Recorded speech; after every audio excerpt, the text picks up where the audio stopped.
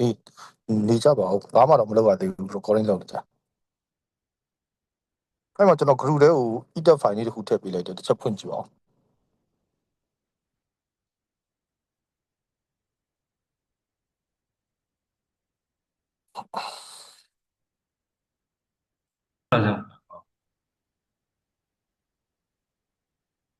မြင်ရပြီဟုတ်ကဲ့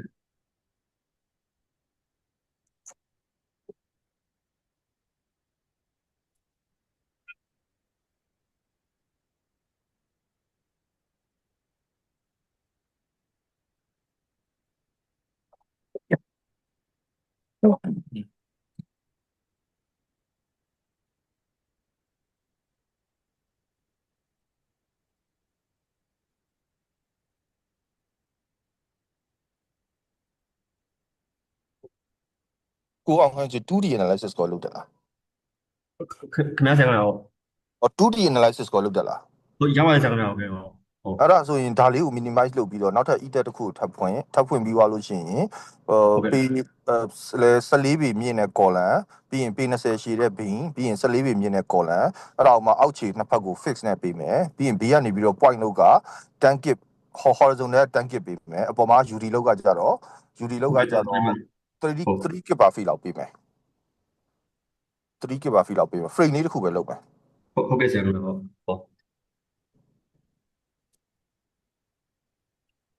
်ဒီ model ကို minimize လုပ်ထားလိုက် sorry နှစ်ခု edit နှစ်ခုပြန်ဖွင့်ခိုင်းတာဖွင့်လို့ရတယ်ဟုတ်ကဲ့ရပါတယ်ခင်ဗျာ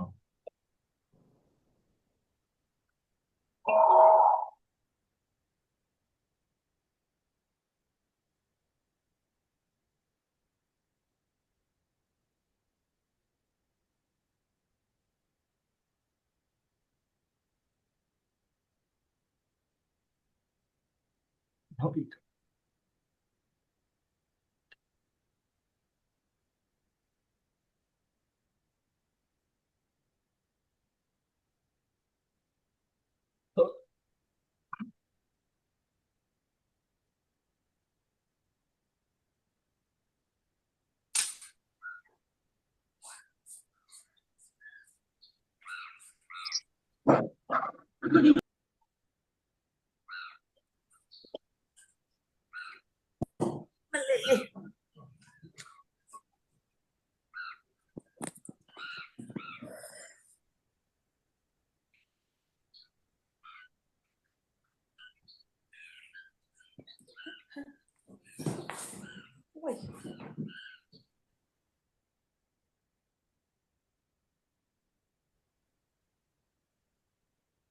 နောက်2မိနစ်နေစမယ်နော်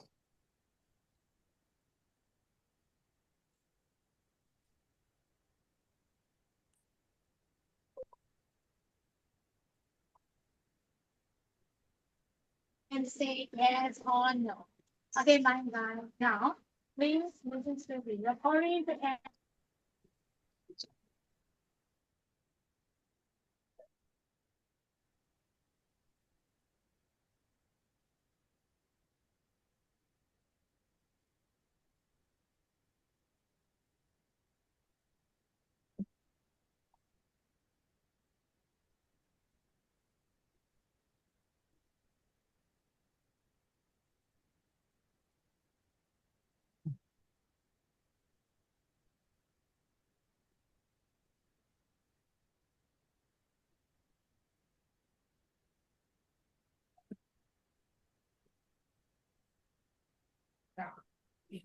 Recording in progress.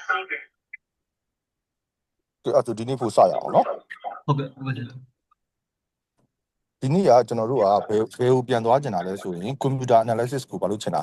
ပြန်သွားကျင်တာအဲ့တော့ကျွန်တော်တို့ကဒီပုံမှန် design တွက်တဲ့ဥစ္စာကို theory ကိုကျွန်တော်တို့သင်ခဲ့ပြီးသွားပြီ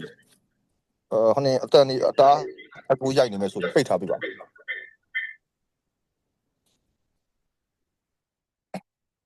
အဲ့တော့ဒီနေ့ကျွန်တော်တို့သွားကျင်တာက computer analysis နဲ့အဲ့ lateral လောက်အဖြေတွေကိုဘယ်လိုတွေကြည့်ရမလဲဟုတ်ပြီနော်ဘယ်လိုတွေဖတ်ရမလဲအဲ့ဒါမျိုးတွေကိုကျွန်တော်တို့ဘာလို့ချင်တာတော့ဆွေးနွေးချင်တာပေါ့နော်အများဆုံးကတော့မြန်မာနိုင်ငံမှာသုံးတဲ့ software ကဒါလို ETAB ဖြစ်တယ် ဒါပေမဲ့လုပ်မယ်ဆိုကြလို့ရှိရင် e-tet နဲ့လည်းလုပ်လို့ရတယ် step pro နဲ့လည်းလုပ်လို့ရတယ် sub 2000နဲ့လည်းလုပ်လို့ရတယ်เนาะ other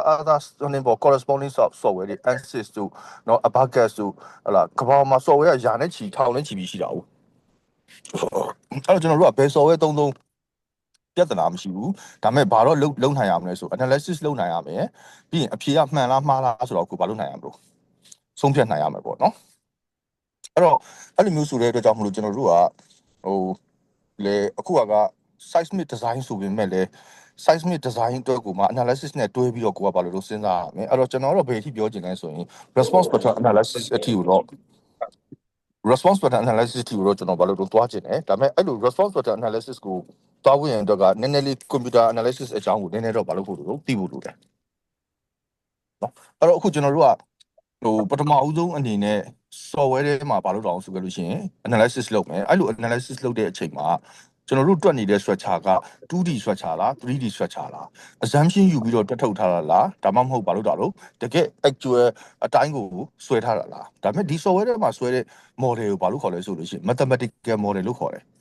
ပြောချင်တာကအခြေခံ equation f=k delta လို့ခေါ်တဲ့ Hooke's law ကိုအခြေခံပြီးတော့သူကဘေးကနေပြီးတော့ loading တွေပေးလိုက်တယ်ကျွန်တော်တို့ဒီမှာ structural system တစ်ခုရှိတယ်အဲ့ structural system ကိုဘေးကနေပြီးတော့ဘာလို့လာလို့ loading တွေပေးလိုက်တယ် loading တွေပေးလိုက်တဲ့အချိန်မှာအဲ့ structural system ကရွေ့မသွားရဘူး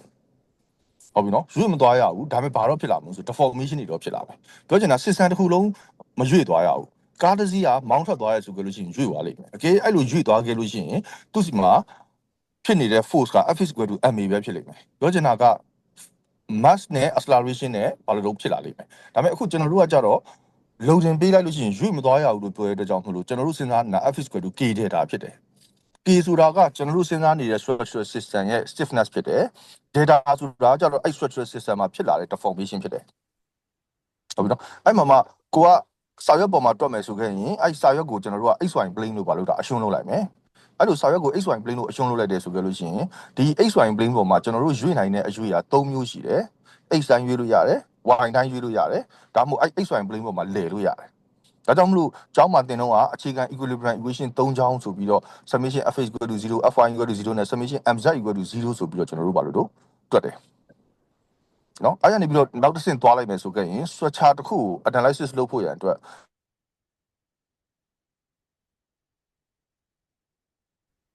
အခုဒီ frame လို့ဆိုပါစို့ဟုတ်နော် twin ကိုအပေါ်ကနေပြီးတော့လုတ်တင်ထားတယ်အောက်မှာ support ပေးထားတယ်အဲ့တော့ support condition မရှိဘူးဆိုခဲ့လို့ရှိရင် analysis လုပ်လို့ရမလားပြောပါဦး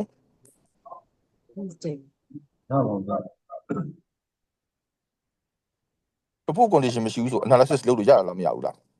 မရပါဘူးဗျာ မရဘူးနော် support condition မရှိဘူးဆိုအပေါ်ကနေ loading ပေးလိုက်လို့ရှိရင်အဲ့အရာကိုသူကဘာလို့ရမလို့အောက်ကိုကျသွားမှာနော်အဲ့တော့ကျွန်တော်တို့လိုအပ်တဲ့ condition ကဘာလဲဆိုလို့ရှိရင် structure တစ်ခုကရွေ့မသွားရဘူး deform ပဲဖြစ်သွားရမယ်ဆိုတဲ့ condition မျိုးကိုဘာလို့ခေါ်တာ support condition လို့ပြောတာအဲ့တော့ကျွန်တော်တို့ကျောင်းမှာသင်ခဲ့တဲ့ roller ရှိမယ် hinge ရှိမယ်ပြီးရင် fix ရှိမယ် roller ဆိုခဲ့ရင် one direction ကိုချုပ်တယ်ပေါ့ဥပမာပြင်ကျွန်တော်တို့လူတွေလမ်းလျှောက်နေတယ်ဆို6လောက်တွေကပါပဲလို့ roller ပဲပေါ့ဟုတ်ပြီနော်တကယ်ရက်တွေကိုကျွန်တော်တို့ဖွင့်နေဆိုခဲ့ရင်တကယ်ရက်က x size မရွေ့ဘူး y size မရွေ့ဘူးဒါပေမဲ့ဘာတော့ဖြစ်သွားတော့ swing တော့ဖြစ်သွားတယ်ဒါဆိုခဲ့လို့ရှိရင် hinge condition ပေါ့ဟုတ်ပြီနော်လေလမ်းမှာရှိတဲ့ဘာလို့တုံးဆိုလို့ရှိရင် mid point တွေမှာဆိုရင်တိုင်ထောင်ပြီးတော့ horizontal cantilever ထွက်ပြီးတော့လမ်းကိုဘာလို့ထားလို့ဝါစိမ့်နေပြတယ်အဲ့ဆိုဒါတွေကဘာတွေလို့ fixed condition တွေပေါ့နော်အဲ့တော့ကျွန်တော်တို့က analysis ကိုဘာလို့လုပ်ဖို့လိုမယ် analysis မှာ restraint or support point condition ကြောင်းပြောမယ်ဆိုရင် rigid support ဆိုတာရှိတယ် flexible support ဆိုတာရှိတယ်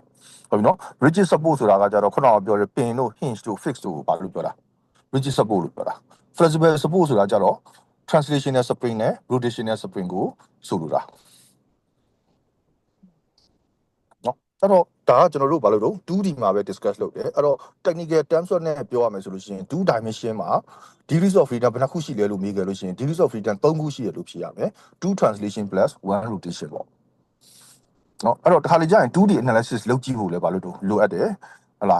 အရန် complicated ဖြစ်တဲ့ structure ဆိုခဲ့ရင်အဲ့ complicated ဖြစ်တဲ့ structure အတိုင်းကိုထည့်ပြီးတော့ထွက်လာတဲ့အဖြေတွေကမှားလားမှန်လားမသိတာထက်စာရင် simple ဖြစ်တဲ့ဘာလို့တော့ simple ဖြစ်တဲ့condition တစ်ခုကို create လုပ်ပြီးတော့မှအဲ့ simple ဖြစ်တဲ့ condition ကနေပြီးတော့ထွက်လာတဲ့အဖြေကိုပြန်ပြီးတော့လေပြီးတော့မှ 3D ရဲ့အဖြေနဲ့ပြန်နိုင်ရှင်အဲ့လိုမျိုးလုပ်တာပို့ပြီးတော့ဘာလို့တော့မှန်ကန်တဲ့ approach ဖြစ်တယ်လို့ပြောတာ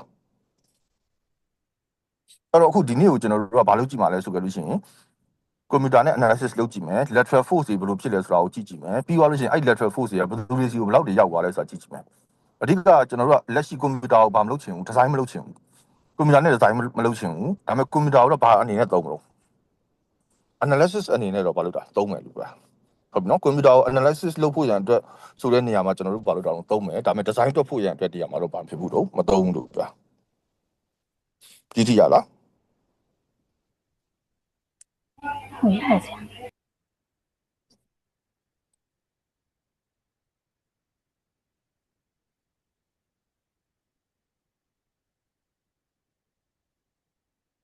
အဲ့တော့ကျွန်တော်တို့က structure တစ်ခုကို design လုပ်တဲ့အချိန်မှာ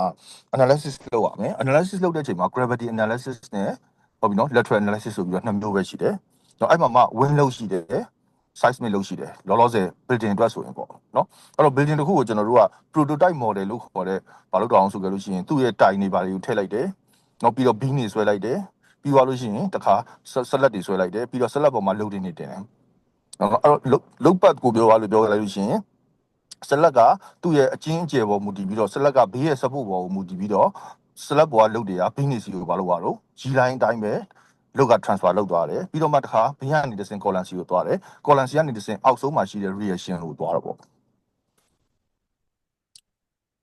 နော်အဲ့တော့အခုဒီ frame လေးကိုဘာလို့တာလို့ frame လေးကိုကြည့်အောင်အဲ့တော့ဒီ bending moment diagram vertical လို့ကို low case ဘာလို့ပေးထားတော့ ဒီနေ့ပေးထားပါဆရာဟုတ်အဲ့တော့သူအခုဆွဲထားတဲ့ပုံလေးက exact plane ထဲမှာဆွဲထားတယ်အဲ့တော့သူ့ analysis လုပ်မယ် analyze တဲ့ကိုသွား analyze တဲ့ကိုသွားမယ်အမမခဏလေးအဲ့လိုတန်းလို့မရဘူးဒီဟို 2D လောက်ထားပြီးသွားပြီလားဟောလောက်ထားပြီးသွားပြီဟုတ်ပြီ exit plane ကြည့် exact plane ရွေးထားပြီးသွားပြီဟုတ်ပြီအဲ့ဒါဆိုလို့ရှိရင် vertical လို့ကြောင့်ဖြစ်တဲ့ bending moment diagram ကြည့်ပါဦး gravity လို့ကြောင့်ဖြစ်တဲ့ bending moment diagram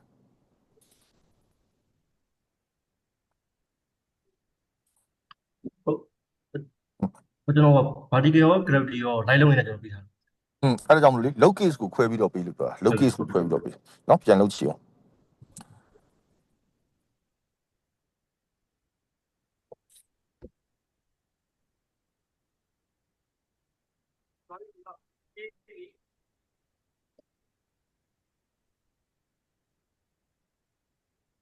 အဲ့တော့သူလုံနေတော့မှကျွန်တော်ကမေးကြည့်မယ်အကယ်၍ simply supported beam ချောင်းရှိတယ်ဆိုကြလို့ရှိရင် simply supported UD လို့ရှိတယ်ဆိုပါစို့ဒါဆိုကြလို့ရှိရင် shear force က omega L/2c ရှိမယ်တစ်ဖက်စီမှာဟုတ်တယ်နော် hello ဟုတ်ပါအကယ်၍ continuous ဖြစ်သွားခဲ့ပြီဆိုပါစို့ continuous span ဖြစ်သွားခဲ့ပြီ3 span ရှိတယ်လေဆိုပါစို့ဒါဆိုကြလို့ရှိရင်3 span ရှိတယ်ဆိုကြရင် first support မှာထွက်တဲ့ reaction ကဟုတ်ပြီနော် first support မှာထွက်တဲ့ reaction က omega L/2 ထက်များမှာလားနည်းမှာလားသူတို့ရဲ့ပုံစံဘက်ကိုထည့်ဒီနေရာကိုသိတိုင်းပြီးသူတို့အခုထဲမှာရှိတယ်ဆိုတာကြည့်လို့ရတယ်နည်းမှာပါနည်းမှာပေါ့မှန်တာပေါ့ဒါဆိုကြလို့ရှိရင်လေ first interior support မှာထွက်တဲ့အဖြေရောများမှာပါများမှာပေါ့ဘာဖြစ်လို့တော့first interior မှာကြတော့ဒီဘက်နှစ်ခုစာ span နှစ်ခုကနေ force တွေရောက်နေတော့အမို့ span နှစ်ခုက force ကိုကျွန်တော်တို့မနိုင်ချင်ဘူး span တစ်ခုတည်းကဥစ္စာကိုပဲနိုင်ချင်ပါအဲ့ဘက်က stiffness ပိုများလို့ပါဆရာမှန်တယ် continuous ရှိတဲ့အချိန်မှာဟိုနေတစ်ဖက်မှန်မှာကပို့ပြီးတော့ဘာလို့တာပြန်ပြီးတော့ချုပ်ထားလိမ့်မယ်ဟုတ်တယ်နော်အဲ့တော့အဲ့လိုချုပ်ထားတဲ့အတွက်ကြောင့်မလို့အဲ့ဘက်မှာရှိတဲ့ rotation ကဘာဖြစ်သွားမှာနည်းသွားမှာပြောချင်တာက first interior support မှာ internal movement ဘာလို့နေပါရှိနေမယ် internal movement ရှိနေဆိုတဲ့အတွက်ကြောင့်မလို့ force ကဘယ်ဘက်ကိုပို့ပြီးရွေ့သွားလို့ centroid က interior ဟုတ်တယ် first interior ဘက်ကိုပို့ရွေ့သွားတယ်ရွေ့သွားတဲ့အတွက်ကြောင့်မလို့ယောက်ျားမျက်စိနေတယ်လို့သူ့ယောက်ျားသူ့ကိုကိုးတွေမိန်းနေနဲ့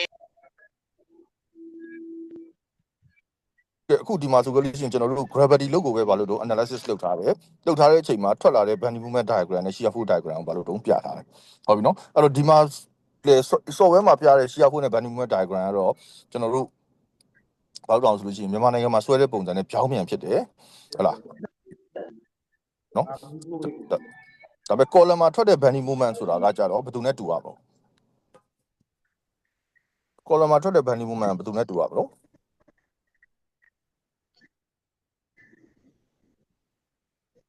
ဟယ်လို column မှာထွက်တဲ့ bending movement ဘယ်သူနဲ့တူရမလဲ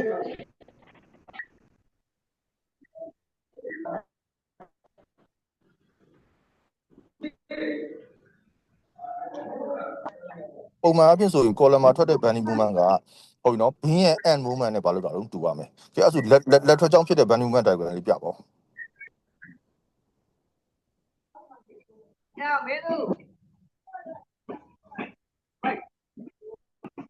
ဒါဘယ်သူကြောင့်ဖြစ်တဲ့ bending movement diagram နော်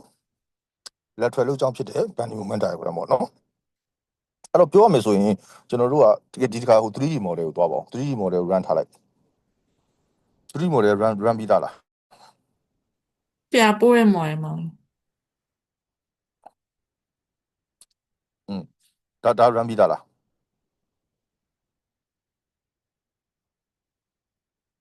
run ပြီးသားကြအောင်ရော အဲ့ဒါဆိုကြလို့ရှိရင်သူ့ရဲ့ reaction ကိုကြည့်အောင်နော်သူ့ရဲ့ reaction ကိုကြည့်အောင် reaction ကို pure locus နဲ့ကြည့်မယ်နော်အဲ့တော့ data တွေကိုဖတ်ဖို့ကြိုးစားပါ data တွေကိုဖတ်ဖို့ကြိုးစားပါ data တွေကိုဖတ်တဲ့အချိန်မှာလဲနော် pure locus နဲ့အရင်ဘာလို့တော့ဖတ်နိုင်အောင်ကြိုးစားပါ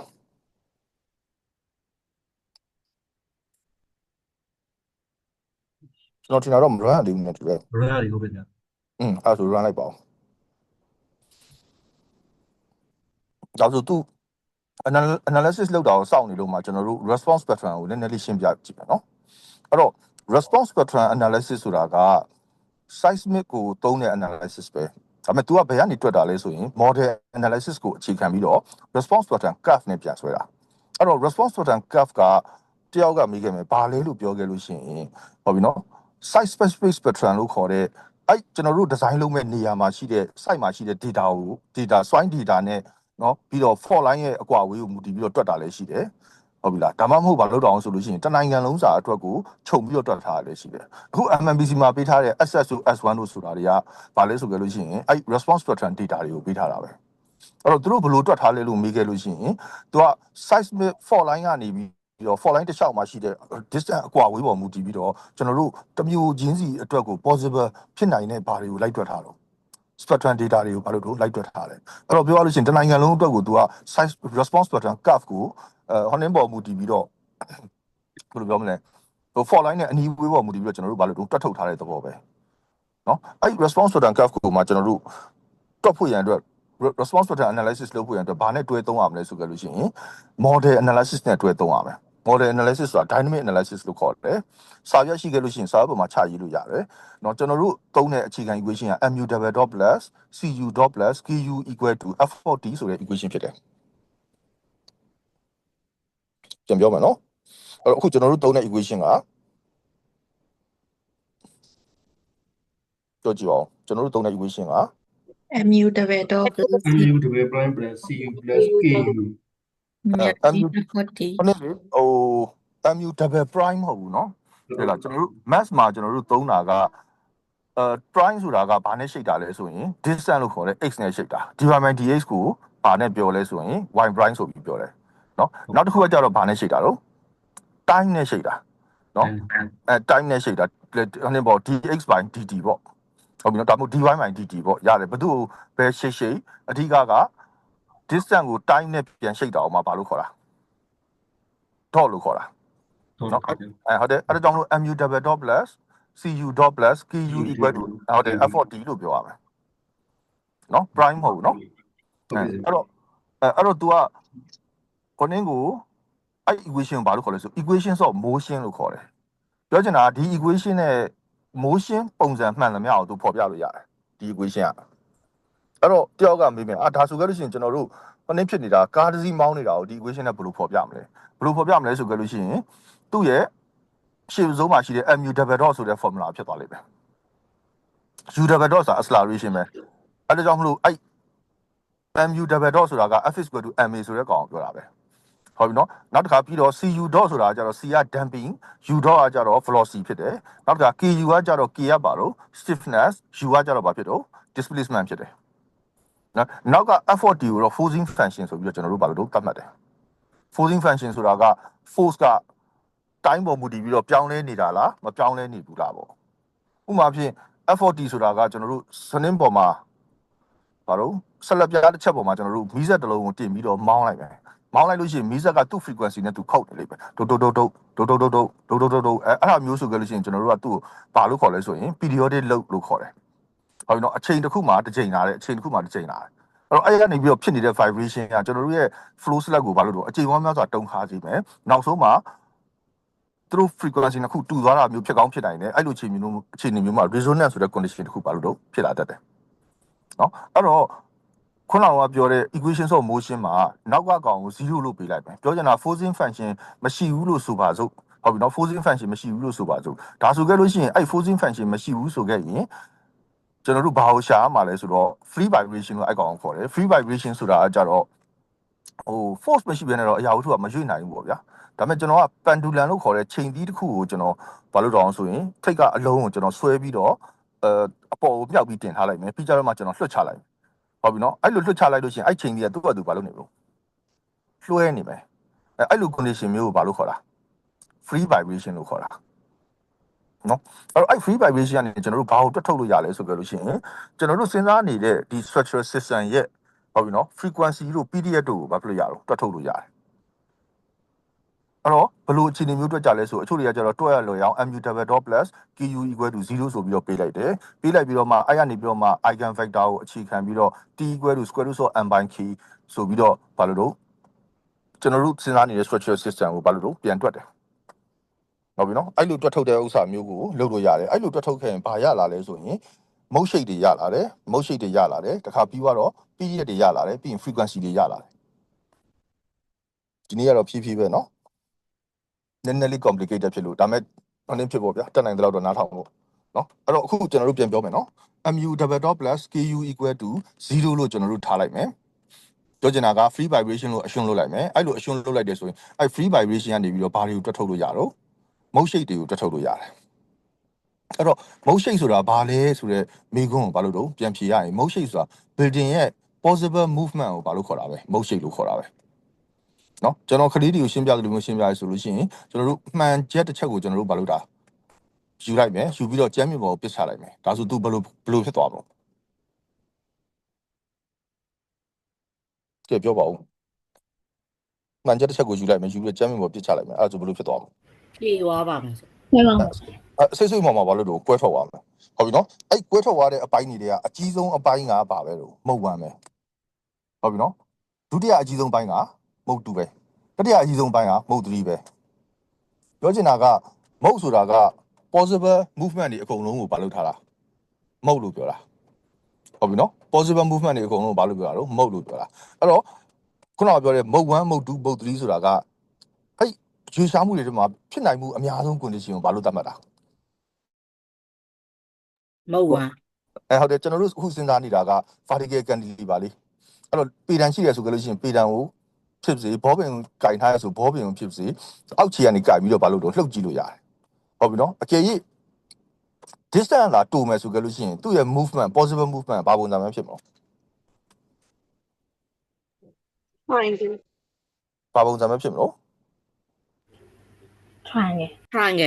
triangle ဟုတ်တယ်အကျယ်ကြီး distance လာတိုးမယ်ဆိုသူ့ရဲ့ possible movement triangle လွယ်ပြီးတော့ဘာလို့တာဘာမှမဖြစ်နိုင်ဘူးဟုတ်ပြီနော်အဲ့တော့အဲ့လိုအခါမျိုးမှာကျွန်တော်တို့ static equilibrium equation မှာဘာရှိတ်နေပဲတွက်ခဲ့လို့ force ကို static equilibrium မှာလေ static equilibrium triangle shape triangle shape နဲ့တွက်ခဲ့တယ်ဘာဖြစ်လို့လဲဆိုတော့ तू က structure တွေကဘာမဖြစ်ဘူးဆိုရင်မရှိဘူးဆိုရင်ဘာပုံစံပဲလှုပ်နိုင်ရော triangle ပုံစံနဲ့လောက် triangle ပုံစံပဲလှုပ်နိုင်တယ်ဒါကြောင့်မလို့သူ့ရဲ့ assumption က first mode မှာပေါ်တဲ့ force ရဲ့ပုံစံအတိုင်းကိုပဲကျွန်တော်တို့ assumption ယူပြီးတော့ triangle shape နဲ့ seismic force ကိုပေးရမယ်ဆိုပြီးတော့သူတို့ဘာလုပ်ထားတော့အရှုံးယူထားတယ်ဒါပေမဲ့အစောက်ကအရန်ဘာလုပ်လာခဲ့ရင်ရှည်လာခဲ့ရင်မြင့်လာခဲ့ရင်ဒါဖို့ copy down ကိုကျွန်တော်တို့ကင်ပြီးတော့ဘာလုပ်တာလို့copy down ကိုတပေလောက်ရှည်တဲ့ copy down ကိုမှအောက်ခြေကနေကင်ပြီးတော့လှုပ်မယ်ဆိုပါစို့အဲဆိုအောက်ကကောင်ကို အောက်ကလှုပ်တဲ့ဥစ္စာကိုခက်မြန်မြန်လေးနဲ့စိတ်ကလေးလှုပ်မယ်ဆိုကြလို့ရှိရင် copy တန်ကဘယ်လိုပုံစံနဲ့လှုပ်တယ် fast ပုံစံနဲ့ ဝေးလိန်လိုမျိုး ဟုတ်တယ်တွန့်နေပုံစံမျိုးနဲ့ဘာလို့တော့လှုပ်နေတာကိုမြင်ရလိမ့်မယ်မြင်လားမသိဘူးမျက်စိထဲ မြင်ပါတယ်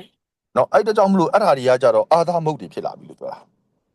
ဟုတ်ပြီနော်အဲ့တော့ပြောရရင် first mode က always ပါ shape ဖြစ်မှာ triangle triangle shape shape triangle shape ဖြစ်မယ်ဒီထက်ပိုပြီးတော့မုတ်အရေးအတွက် number of မုတ်များလာလေသူ့ရဲ့လှုပ်တဲ့ပုံစံကဘာပုံစံဖြစ်လာလေ triangle ပုံစံဖြစ်လာလေနော်ဒါကြောင့်မလို့ကျွန်တော်တို့ကပြောတာကအထက်နှိမ့်ဆိုခဲ့လို့ရှိရင်ကျွန်တော် response pattern နဲ့တွက်မယ်တွက်ရတယ် response pattern နဲ့တွက်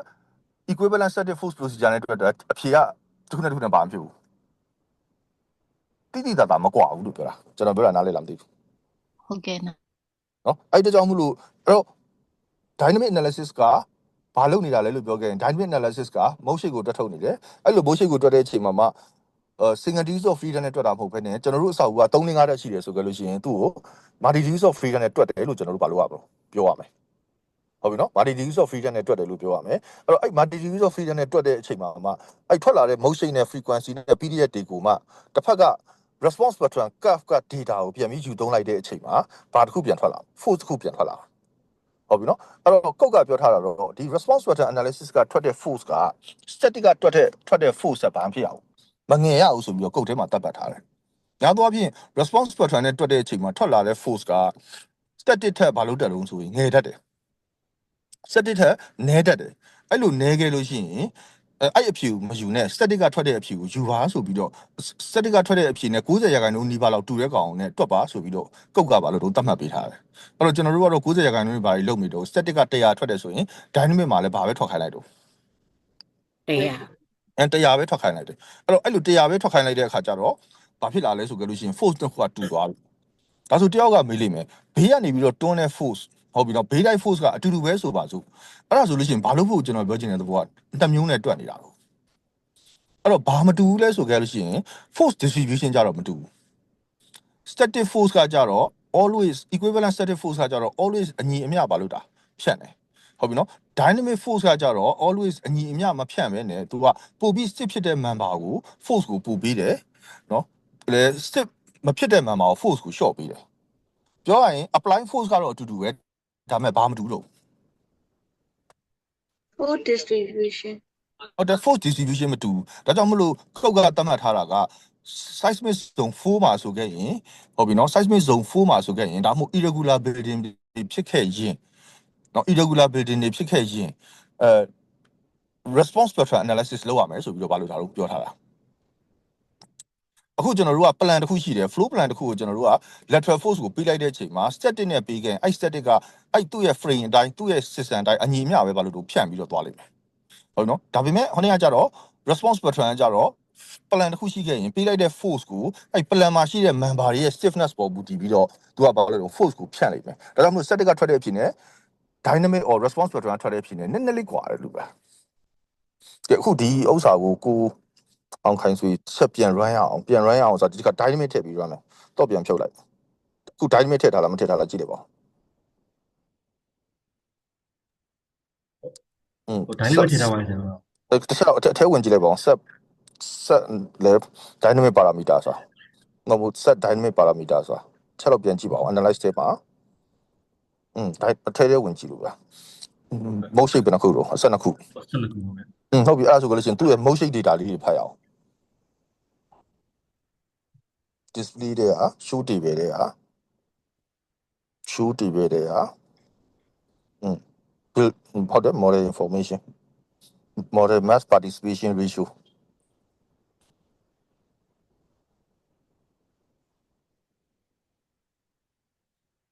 ကျွန်တော်တို့ကတော့ building တစ်ခုကကောင်းလားမကောင်းလားဆိုတာကိုဒီ data နဲ့ဘာလို့တော့ဆုံးဖြတ်တယ်ဟုတ်ပြီနော်ဒီ data နဲ့မဆုံးဖြတ်နိုင်ဘူးဆိုလဲကိုယ့်အတကူသူ့ရဲ့ authenticity ratio ကိုပြန်ချိန်ပြီးတော့ okay လားမ okay လားဆိုတာဆုံးဖြတ်လဲရတယ်အခုဒီ model မှာကျွန်တော်တို့လောက်ထားတဲ့ပုံရဟုတ်ပြီနော်ကျွန်တော်တို့လောက်ထားတဲ့ပုံရဘာတွေ့ရလဲဆိုကြလို့ရှိရင် first book ကဘယ်မှာဖြစ်တာကိုတွေ့တော့ first book က X translation ဟုတ်တယ် H translation မှာဖြစ်တာကိုတွေ့ရတယ်ဟုတ်ပြီနော်ပြီးရင်သူ့ရဲ့ percentage ဆိုတာ first mode က triangle shape ဖြစ်မယ်အဲ့ triangle shape ရဲ့ percentage ကရွေရှားမှုအကုန်လုံးရဲ့ဘယ်လောက်ရာခိုင်နှုန်းထိဖြစ်တာကိုတွေ့ရတော့ 63% 63လား ဟုတ်ကဲ့ဆရာ ဟုတ်တယ်အဲ့ဆိုကြလို့ရှိရင်ပြောချင်တာက first mode ရဲ့ contribution ကခုနကပြောသလိုပဲဒီမှန်ချက်ကြီးတစ်ခုလုံးရဲ့ဘယ်လောက်ကြာခိုင်နှုန်းရှိလို့ 63ရာခိုင်နှုန်းရှိတယ် 63ရာခိုင်နှုန်းရှိတယ်ပြောချင်တာကဒီ building ရဲ့ movement မှာtriangle ပုံစံလှုပ်မဲ့ရာခိုင်နှုန်းက63ရာခိုင်နှုန်းရှိတယ်လို့သူဆိုလိုချင်တာဟုတ်ပြီနော်ရှေ့ကထွက်တဲ့ PDF ကတော့ acceleration ရဲ့ဘာကိုပြောတာတော့ PDF ကိုပြောတာ ဟုတ်ကဲ့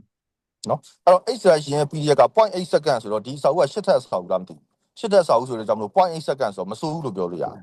ဟုတ်ပြီနော် second mode ကတော့ ဟုတ် wine direction ပါလို့ wine direction မှာဖြစ်တယ်သူကလည်း64% လောက်ထိဖြစ်တယ်ဒါပေမဲ့သူ့စီမှာတော့ PDF ကဘယ်လောက်ပဲရှိတော့ 0.67 second ဟုတ်တယ်အဲ့ဒါဆိုကြလို့ရှိရင်အထိပ္ပယ်ရပါလဲဆိုရင်နော် acceleration နဲ့ wine direction မှာဘယ်သူကပိုပြီးစစ်ဖြစ်တော့ ဟုတ် wine direction က stick ပို့ Wide direction ဟုတ်တယ် wine direction ကပိုပြီးတော့ stiff ဖြစ်တယ်ဟုတ်ပြီနော် wine direction ကပိုပြီးတော့ stiff ဖြစ်တယ်အဲ့တော့ပြောရမယ်ဆိုရင်အကယ်၍ကျွန်တော်တို့က lateral force ကိုသာအတူတူပေးလိုက်မယ်ဆိုကြလို့ရှိရင်ဟုတ်ပြီနော် lateral force ကိုသာအတူတူပေးလိုက်မယ်ဆိုရင် wine direction က displacement ပို့ပြီးတော့ဘာလုပ်လဲ ပိုပြီးနေလိမ့် နဲလိုက် ပို့ပြီးတော့နေလိုက် ရမယ်နော် ဟုတ် ကဲဟုတ်ပြီအဲ့ဒါဆိုကြလို့ရှိရင် तू ကအခုဒါလေးပိတ်ပြီးတော့ response pattern curve ကိုထည့်ထားလာကြည့်ပါဦး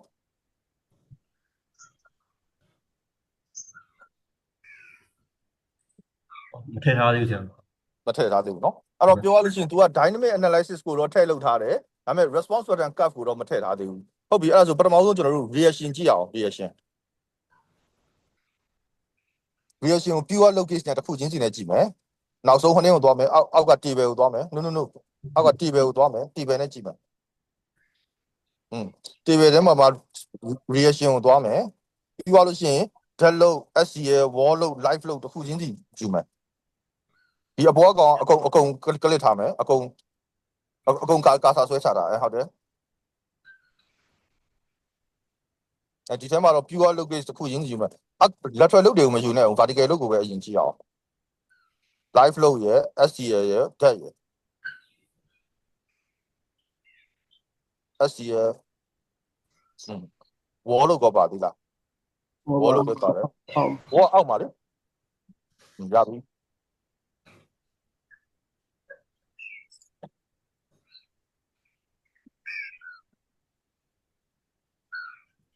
ဟိုအောက်ဆုံးကိုဆွဲချလိုက်ဟိုအောက်ဆုံးကိုဆွဲချလိုက်အောက်ဆုံးကိုဆွဲချလိုက်အောက်ဆုံးကပေါင်းချင်းရှိတယ်ကဲအဲ့တော့ dead load ဘယ်လောက်ထွက်တော့ 10နှစ်ဦးတည် 1000ပေါ့ဗျာ dead load ကဟုတ်ပြီနော် SGA က2000 live load က4000 wall load က4900အဲ့တော့ပြောရလို့ရှိရင် live load မပါဆိုကြလို့ရှိရင် तू က18000လောက်ရှိမှာပေါ့ဟုတ်လား ဟုတ်ကဲ့ ဟုတ်ကဲ့ live load မပါဆို18000လောက်ရှိမှာပေါ့ဟုတ်ပြီနော်မှတ်ထားနော် data လေးတွေမှတ်ထားနော် ဟုတ်ကဲ့ ရပြီအဲ့ဒါဆိုအဆောက်အဦရဲ့ plan dimension ကိုတစ်ချက်ပြောကြည့်ပါဦး ဟုတ်ရှစ် ဒါပိတ်လိုက်အဆောက်အဦကို plan နေပြီးတော့ measure လုပ်ဟုတ် plan နေ measure လုပ်လိုက် view ထဲမှာ measure ဆိုတာရှိတယ်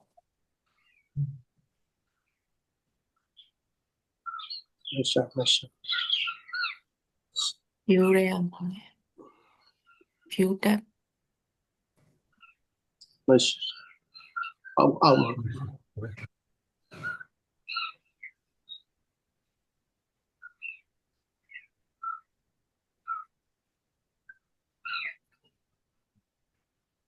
1836လက်မ 1836ကပါဘူး feet လား inch လား လက်မပါ ဟိုနည်းလောက်လိုက်လေ feet နဲ့တိုင်း 150ပြီဟုတ် ပေ150ဟုတ်ပြီပြီးတော့ vertical ရော ပေ80ရော vertical ပေ80ပေ150ပေ80เนาะအဲ့တော့ခုနကပြတဲ့18000ကို area နဲ့စာပြီးသွားလို့ရှိရင်9နဲ့စာ18000ကို area နဲ့စာပြီးရင်9နဲ့စာ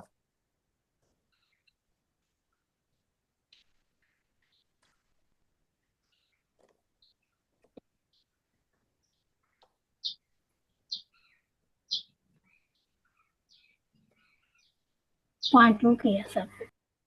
လောက်ရတယ်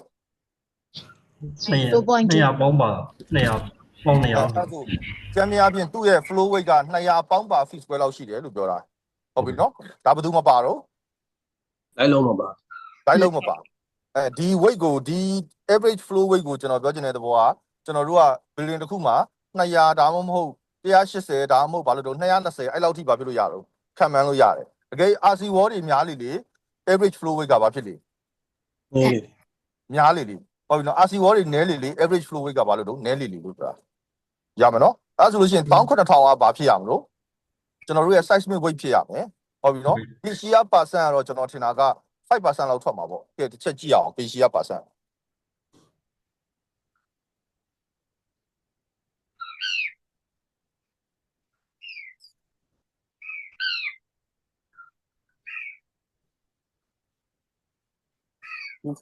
ဒီတော့เนี่ย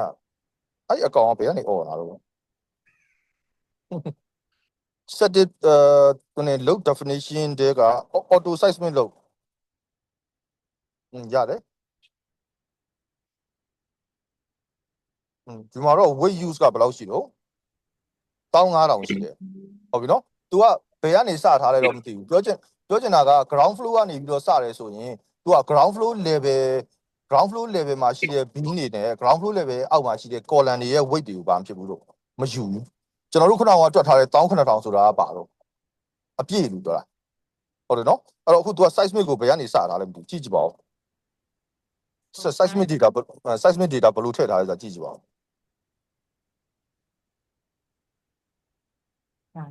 ground floor သူက3.5ပဲသုံးထားအဲ့တော့3.5ပဲသုံးထားတော့မနေ့က Asia percent ဘယ်လိုထွက်အများကြီးထွက်လာပြီပေါ့ 40% 14% အောင်ထွက်အဲ့တော့ပြောရမယ်ဆိုကြလို့ရှိရင် force က over ဖြစ်နေတယ်လို့ပုံစံမျိုးပေါ့ဗျာနော်အဲ့တော့ R ဘယ်လောက်သုံးရမှာတော့ 8.5 8.5သုံးရ 7သုံးပါ ဟမ် ဟို US system 7ပါ ဘာပြောရလဲမကြားလိုက်ဘူး ဟိုအာတမ်ဘောကဟို US system ဆိုရင်ဒီ shear wall နဲ့ moment velocity plane နဲ့ပေါင်းတာဆို7လို့တည်ထားပါတယ်ကြာ အေးပါမဟုတ်ကျွန်တော်အဲ့ data တွေတော့အလုပ်မရပါဘူးဟိုပြောချင်တာဒါပေမဲ့ဘယ်လိုပဲပြော तू ကသုံးထားတာ R value ကရန်နေနေတဲ့ခါကျတော့ Asia percent ကဘာဖြစ်နေတာများနေတာလို့ပြောတာကြည့်ရမယ်နော်အဲ့ဒါဆိုကြလို့ရှိရင်ကျွန်တော်ပြောတာက honey လေးထည့်အောင် response pattern data လေးထည့်အောင်နော်အဲ့တော့ honey ဖြစ်လိုက်တခါတည်းဟို honey ဖြစ်တယ်တော့ပြန်ဖြုတ်ရင်းနဲ့ R factor ကိုဒါကို dual system အနေနဲ့ကျွန်တော်တို့လုပ်မှာအဲ့တော့ R factor ကိုမှန်အောင်ပြင်လိုက်မယ်ပြင်လိုက်ပြီးတော့ဟိုဘက်က response pattern ရဲ့ data ကိုဘာလို့ပြန်ထည့်မယ်လို့ပြောဟုတ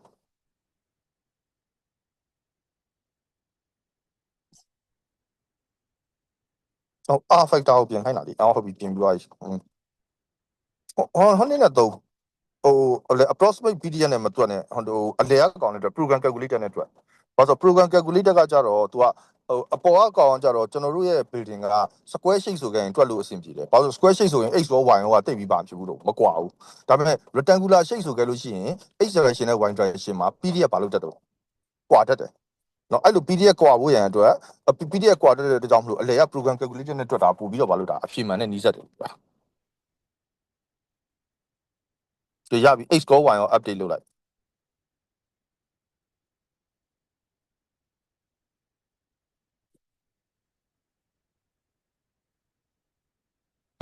response pattern ကိုထည့်မယ်เนาะခဏလေးเนาะဖြည်းဖြည်း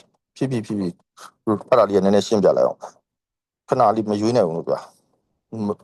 response pattern ကိုထည့်မယ်ဆိုကျွန်တော်တို့ကနှစ်ဆင့်ထည့်ပေးရမယ်ပထမအဆင့်က response pattern function ကိုဘာလုပ်ပေးရမလို့ define လုပ်ပေးရဟုတ်ပြီเนาะအဲ့ဒါကြောင့်မလို့အပေါ် add new function ဆိုပြီးတော့လုပ်မယ် add new function ဆိုပြီးတော့လုပ်မယ်ပြီးတော့မှအဲ့မှာ spectrum ဆိုပြီးတော့နာမည်ပေးလိုက်မယ် SPEC ပေါ့เนาะ function ဆိုတဲ့နေရာမှာပြန်လုပ်မယ်မအဲ့ spectrum တွေမရွေးဘူးလို့ပြောတာမရွေးဘူး add new function ဆိုပြီးတော့လုပ်မယ် add new function ဆိုပြီးတော့လုပ်မယ်ပြီး function အပေါ်က function နေရာမှာနာမည်ပေးမယ် spectrum ပေါ့ SPEC ရတယ် spectrum အရှိရေးလည်းရတယ်ပြီးတော့မှဒီလေအနေနဲ့ CA နဲ့ CB ဟုတ်ပြီကျွန်တော်တို့က CA နဲ့ CB နဲ့ပေးလို့မရဘူးကျွန်တော်တို့က SS နဲ့ S1 နဲ့ကိုပေးရမှာဒါဆို design code ကိုသူက UBC 97ရွေးထားတာအဲ့ဆို code ကိုပြန်ပြောင်းလိုက်ပါဦး ခဏလေး cancel လုပ်လိုက် cancel လုပ်လိုက် seismic ကိုမှအရင်သွားပြီးတော့ပြောင်းအောင်ပါခုနက seismic ကိုသူကရှင်းနေနဲ့ UBC နဲ့ထည့်ထားရတယ်တူတယ်ဟို seismic မှာ IBC နဲ့ထည့်ထားတယ်ဟုတ်ပြီအဲဆိုလို့ရှိရင်ကျွန်တော်တို့က spectrum ကို IBC ပဲပြန်ရွေး spectrum မှာ IBC ကိုရွေးရှိလားဟုတ်တယ်ပြီးတော့မှ SS နဲ့ OS ကောင် spectrum နဲ့ထည့်ပြီး SS နဲ့ S1 ကိုထည့်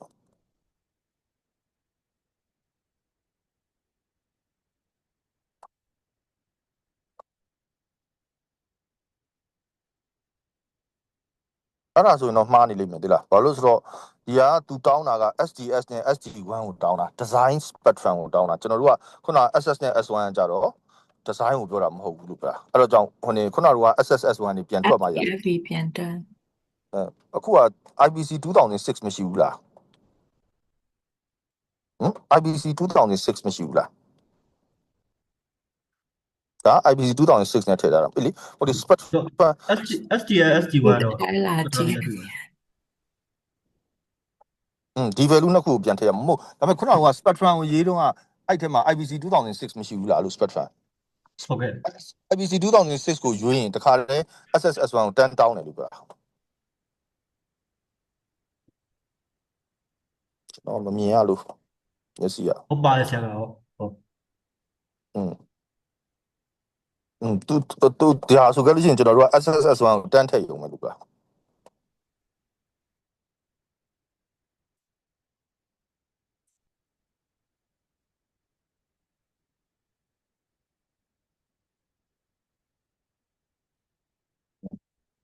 long transition period လဲ6 second ပေါ့နော် cyclus ကတော့ခုနကအနေနဲ့ static ကကောင်းတဲ့အတူတူပေါ့ D ပေါ့ ဒီ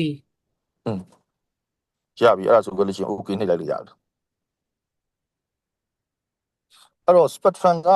function လို့ပြောတဲ့အတွက်ကြောင့်မလို့ကျွန်တော်တို့က spectrum X နဲ့ spectrum Y ဆိုပြီးထည့်ကြရမလို့ဘူးဟုတ်ပြီနော်ဘာတစ်ခုထည့်ရင်ရပြီ function တစ်ခုထည့်ရင်ရပြီ X direction နဲ့ Y direction ဆိုပြီးတော့ခွဲပြီးထည့်ကြရမလို့ဘူးလို့ပြောတာကဲအဲ့ဒါဆိုကြလို့ရှိရင်ဒီတစ်ခါ log case ကို define လုပ်မယ်နော် spectrum case ကို define လုပ်ပါ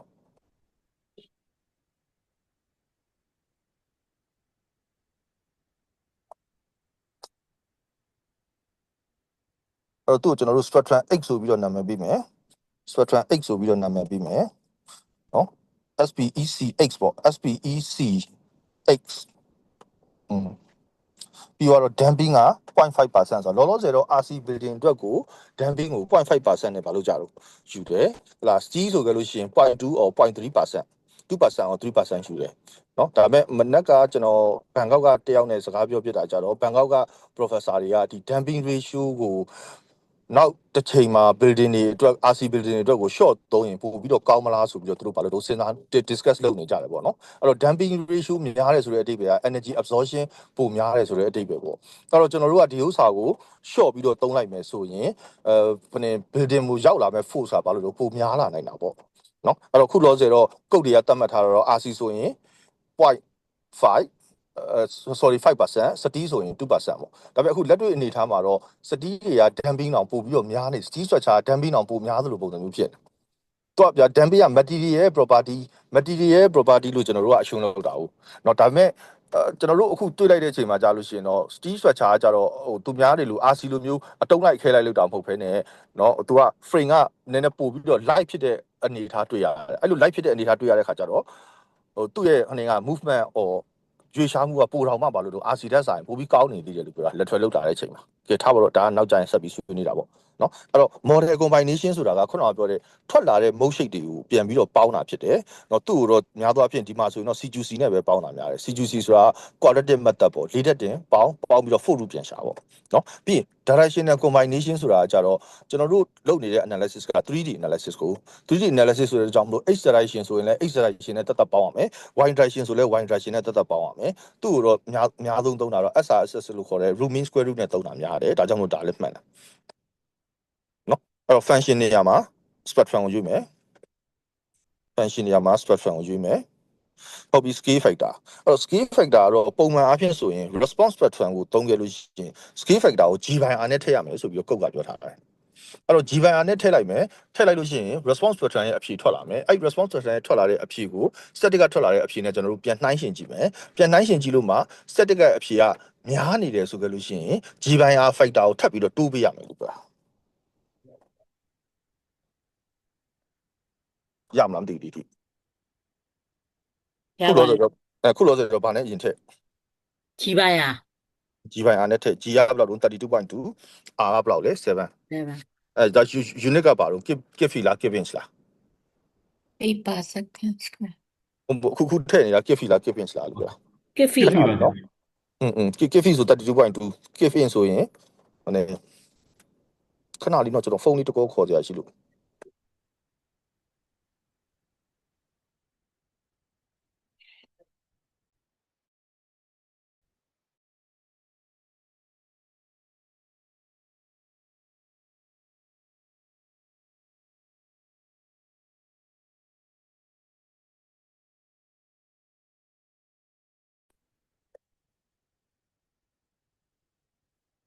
အဲ့ဒါဆိုကြလို့ရှိရင် x ကိုလည်းအဲ့တိုင်းပဲထည့်မယ် y ကိုလည်းအဲ့တိုင်းပဲထည့်မယ်ဟယ်လိုကြားလားဟယ်လို ကြားပါတယ်ဆရာ အဲ့ဒါဆို x ကိုလည်းအဲ့တိုင်းပဲထည့်မယ် y ကိုလည်းအဲ့တိုင်းပဲထည့်ပါ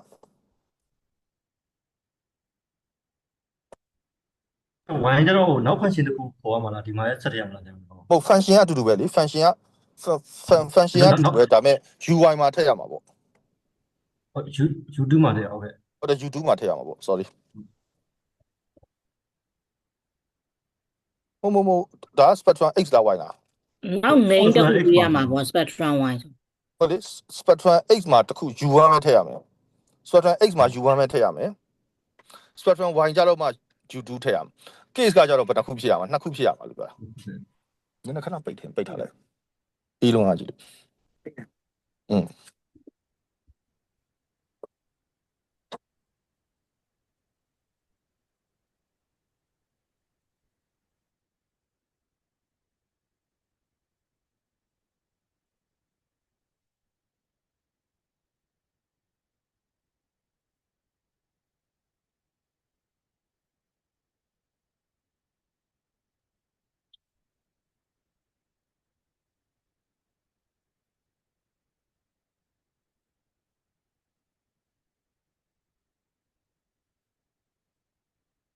ရပြီပြထည့်ပြီးရင် run လို့ရပြီ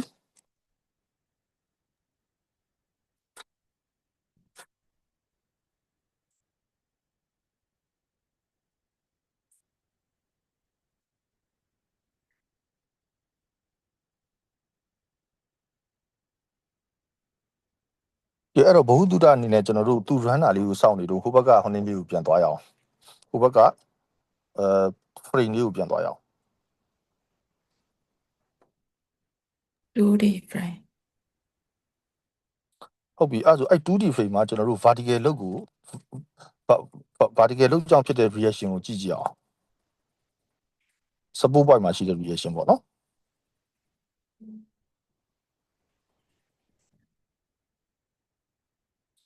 table format နဲ့ကြည့်ပါလား table format နဲ့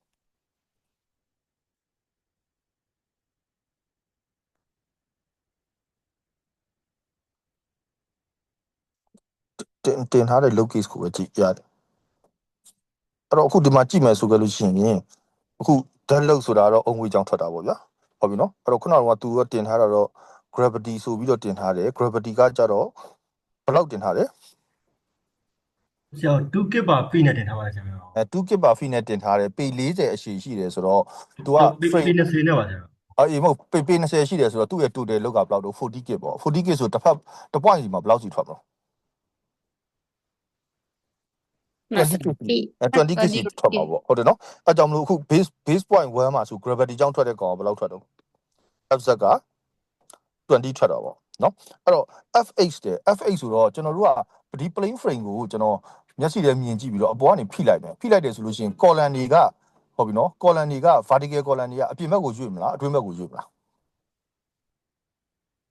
ပြင်ဘက်ကိုယူ ပြင်ဘက်ကိုယူရမယ်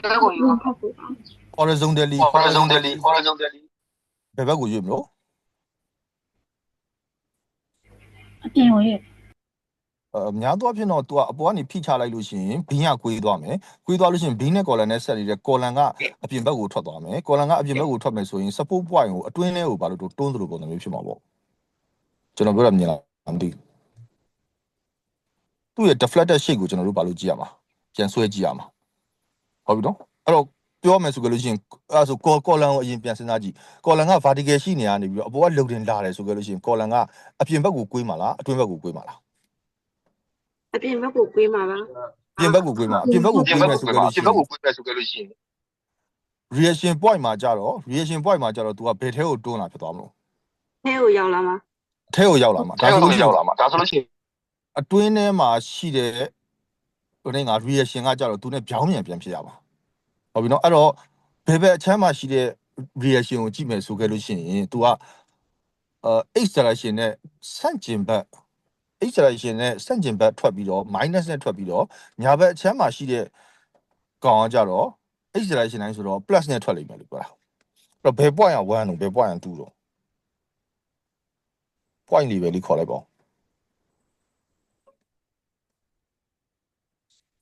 အနည်းကိုဖြောက်ထားလိုက် global axis ကိုဖြောက်ထားလိုက် global axis ကိုဖြောက်ထားလိုက်ဒ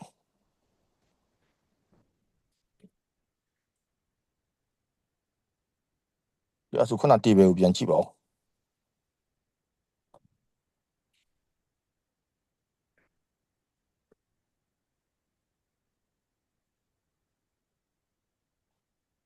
point 1ပဲရောက်စားတော့ဒီက point 1ဟောအဲ့ဆိုတော့ဟုတ်တယ်ခုနကပြောသလိုပဲအပြင်ကိုထွက်တာအပြင်ကိုထွက်တဲ့အတွက်ကြောင့်မလို့ဒီကောင်ကဒီ point 1ကကြတော့အပေါင်းနဲ့ပြန်ထွက်ပြီးတော့ point 2ကကြတော့အနှုတ်နဲ့ပြန်ထွက်တယ်ဒါပေမဲ့ဘယ်လိုပဲပြောနောက်ဆုံး final reaction မှာထွက်တဲ့အဖြေတွေအကုန်လုံးပေါင်းလိုက်ရင်ဘာပြန်ဖြစ်သွားမလို့ 0ဖြစ်အောင် 0ဖြစ်ရမှာဟုတ်ပြီရပြီဟိုဘက်ကဥစ္စာလေးပြီးပြီလားကြည့်ပါဦး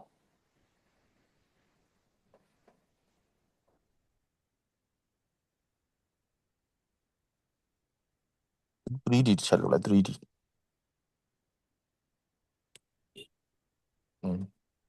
အကယ်၍ construction sequence ကိုဆက်လုပ်ချင်တယ်ဆိုကြလို့ရှိရင် define နဲ့က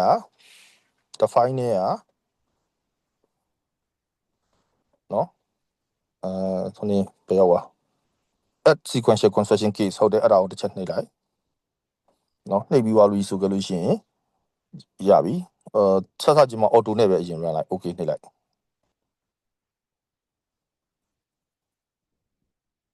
တော့မှ analyze ထဲမှာနှိပ်လိုက်မ run ဘူးနော်မ run မို့တော့မနှိပ်နဲ့နော် run construction sequence analysis ဆိုပြီးတော့လုပ်လို့ရတယ်ဒါကကြတော့ construction sequence analysis ကိုလုပ်မယ်ဆိုရင်ပထမဦးဆုံး case ကိုဘာလုပ်လိုက် define လုပ်ပြီးတော့ဒီကောင်နဲ့ run မယ်ဆိုကြလို့ရှိရင်ဒါ non linear geometric non linear analysis case ဖြစ်တယ်သူကကြတော့ iteration နဲ့ run မှာဆိုတော့8ထက်ရှိရင်8ကြိမ် run လိုက်မယ်အဲ့ဒါဆိုအကြာကြီးပဲလို့ပြောတာစောင့်နေရတာကြမယ်နော်ကဲအဲ့ဒါဆိုကြလို့ရှိရင်ကျွန်တော်တို့ window နှစ်ခုကို elevation တစ်ခုကိုယူလိုက် elevation တစ်ခုကိုယူပြီးတော့ static ကထွက်တဲ့အဖြစ်နဲ့ dynamic ကထွက်တဲ့အဖြစ်နဲ့ကို sorry အရင်ဆုံးစစချင်းနှိုင်းရှင်ကြည့်အောင် static ကထွက်တဲ့အဖြစ်နဲ့ dynamic ကထွက်တဲ့အဖြစ်နဲ့တူလားမတူလားဆိုတာအဲ့တော့ static base shear ကိုပြန်ကြည့်မယ် static base shear ကိုပြန်ကြည့်မယ်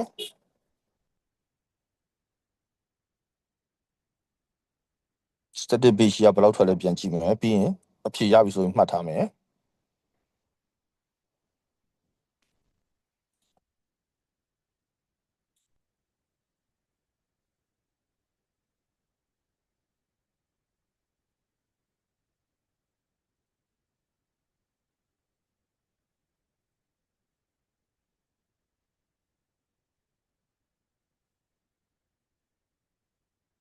ဘယ်လောက်ထွက်တော့ base shear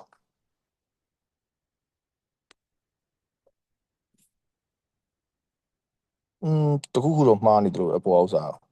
ဟိုနေကာစာလေးဖယ်လိုက်ပါအောင်ဟုတ်ပြီ1000ကျော်ဘယ်လောက်ထွက်တာတော့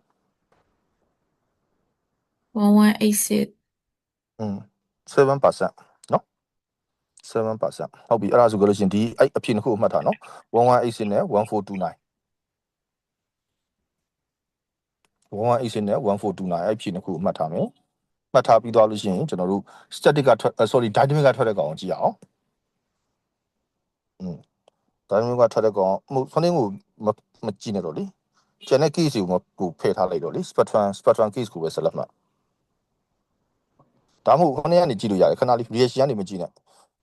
ခဏလေးအပေါ်လောက် definition ကိုဖြောက်လိုက် reaction ကိုဖြောက်လိုက်ပြီးတော့မှ model information ထဲမှာ အကောင်ဖွင့်လိုက်build အောက်ကဥစ္စာ building model information အကောင်မအောက်ဆုံးမှာ spectrum based reaction ဆိုတာရှိတယ်အဲ့ဒါကိုကြည့်လို့ရတယ် okay ဒါဆိုကြလို့ရှိရင် तू ကထွက်လာတာက spectrum y မှာ spectrum x မှာက9ခုပဲထွက်တယ် spectrum x မှာက85ပဲထွက်တယ်ဟုတ်ပြီနော်အဲ့တော့ဘာပဲပြောနှစ်ခုလုံးကတော့ဘာလို့တော့အဆင်မပြေဘူးလို့ပြောတာအဲ့တော့ spectrum x မှာ scale factor ဘယ်လောက်တင်ရမလဲခုနက x ကဘယ်လောက်ထွက်တာတော့ ratio x က1186ပါဆရာ အဲ့ဆိုကြလို့ရှိရင်1186ဆိုကြလို့ရှိရင်ဒီမနေ့ကိုဘာလေး9ခုနှစ်ဆလောက်ထပ်တင်ရမယ်တဘောပေါ့ဟုတ်ပြီနော် y ကတော့ y ကလည်းဘယ်လောက်ထွက်တာ y က1429 1400ဒီမှာ998ဆိုတော့သူ့ကိုလည်းနှစ်ဆကြော်လောက်တင်ရမှာပေါ့ ဆရာဒီတိုညိရာကြတော့လေဆရာဘယ်နေရာမှာ affect ဖြစ်တာ four distribution member တွေခံနိုင်တဲ့ဟာကိုသူကခွဲပြီးတော့အဲ့လိုမျိုးဖြစ်တာလားမဟုတ်ခဏက static ကနေပြီးတော့ base ကဒီလောက်ဒီနဲ့ရောက်လာပြီဆိုတာကိုဘာလို့ထားပြီးသားပြောထားပြီးသားအဲ့ပြောထားတဲ့ဥစ္စာကိုကျွန်တော်တို့က static က force က1000ရောက်လာတယ်အခု dynamic ကိုကျွန်တော်တို့ကတွက်မယ်ဆိုပြီးတော့ dynamic နဲ့ထည့်ပြီးတော့ကုတ်တိုင်းထည့်တွက်လိုက်တယ်ထည့်တွက်လိုက်တဲ့အချိန်မှာ dynamic ကရောက်လာတဲ့ force ကနည်းနေသေးတယ်ဟုတ်တယ်နော်တကယ်ခဏက static ကရောက်လာတဲ့ force က1000လောက်ရောက်တဲ့အချိန်မှာ dynamic ကရောက်လာတဲ့ force ကဘယ်လောက်ပဲရောက်တော့900ပဲရောက်တယ်အဲ့တော့ပြောရမယ်ဆိုကြလို့ရှိရင်1000 force 1000ဆိုတဲ့ force နဲ့ကျွန်တော်တို့က design လုပ်ရမယ့်ဥစ္စာကိုအဲ့1000 force နဲ့ design မလုပ်ဖ ೇನೆ ဟုတ်ပြီနော်900ဆိုတဲ့ force နဲ့တွားပြီးတော့ design လုပ်နေဆိုတဲ့အကြောင်းမလို့ force ကဘာဖြစ်နေတာနည်းနေတာအဲ့ဒါကြောင့်မလို့ကုတ်ကဘာပြောထားလဲဆိုရင် static ကထွက်တဲ့ force နဲ့ spectrum ကထွက်တဲ့ force နဲ့90%တူရမယ်ပြောထားတယ်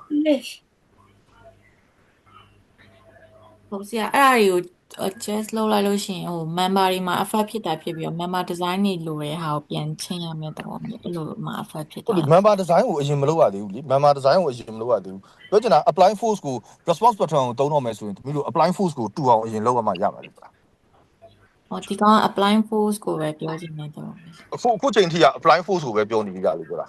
ဟုတ်ဆရာအဲ့ဆိုလို့ရှိရင် scale factor ပြန်ချိန်ကြည့်ဦးလို့ပါဘာမှမလုပ်ကြတော့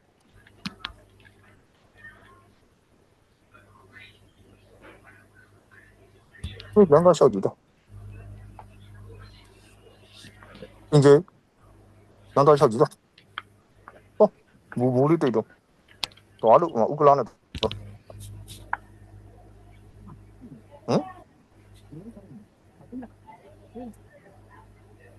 အဲ့နော်တော့ဟုတ်ကဲ့အေးလို့တော့ရဒီဖြစ်တယ်ရဒီဘူးရောင်ရောလေအေးကျူတော့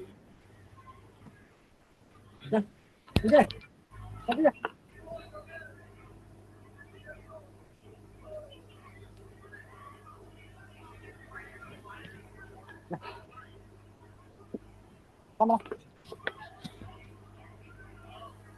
我太敢了，都少一点，我看我。ဟုတ်တယ်ပြစကီဖတ်တာပြန်ချိန်ပြီးသွားပြီလား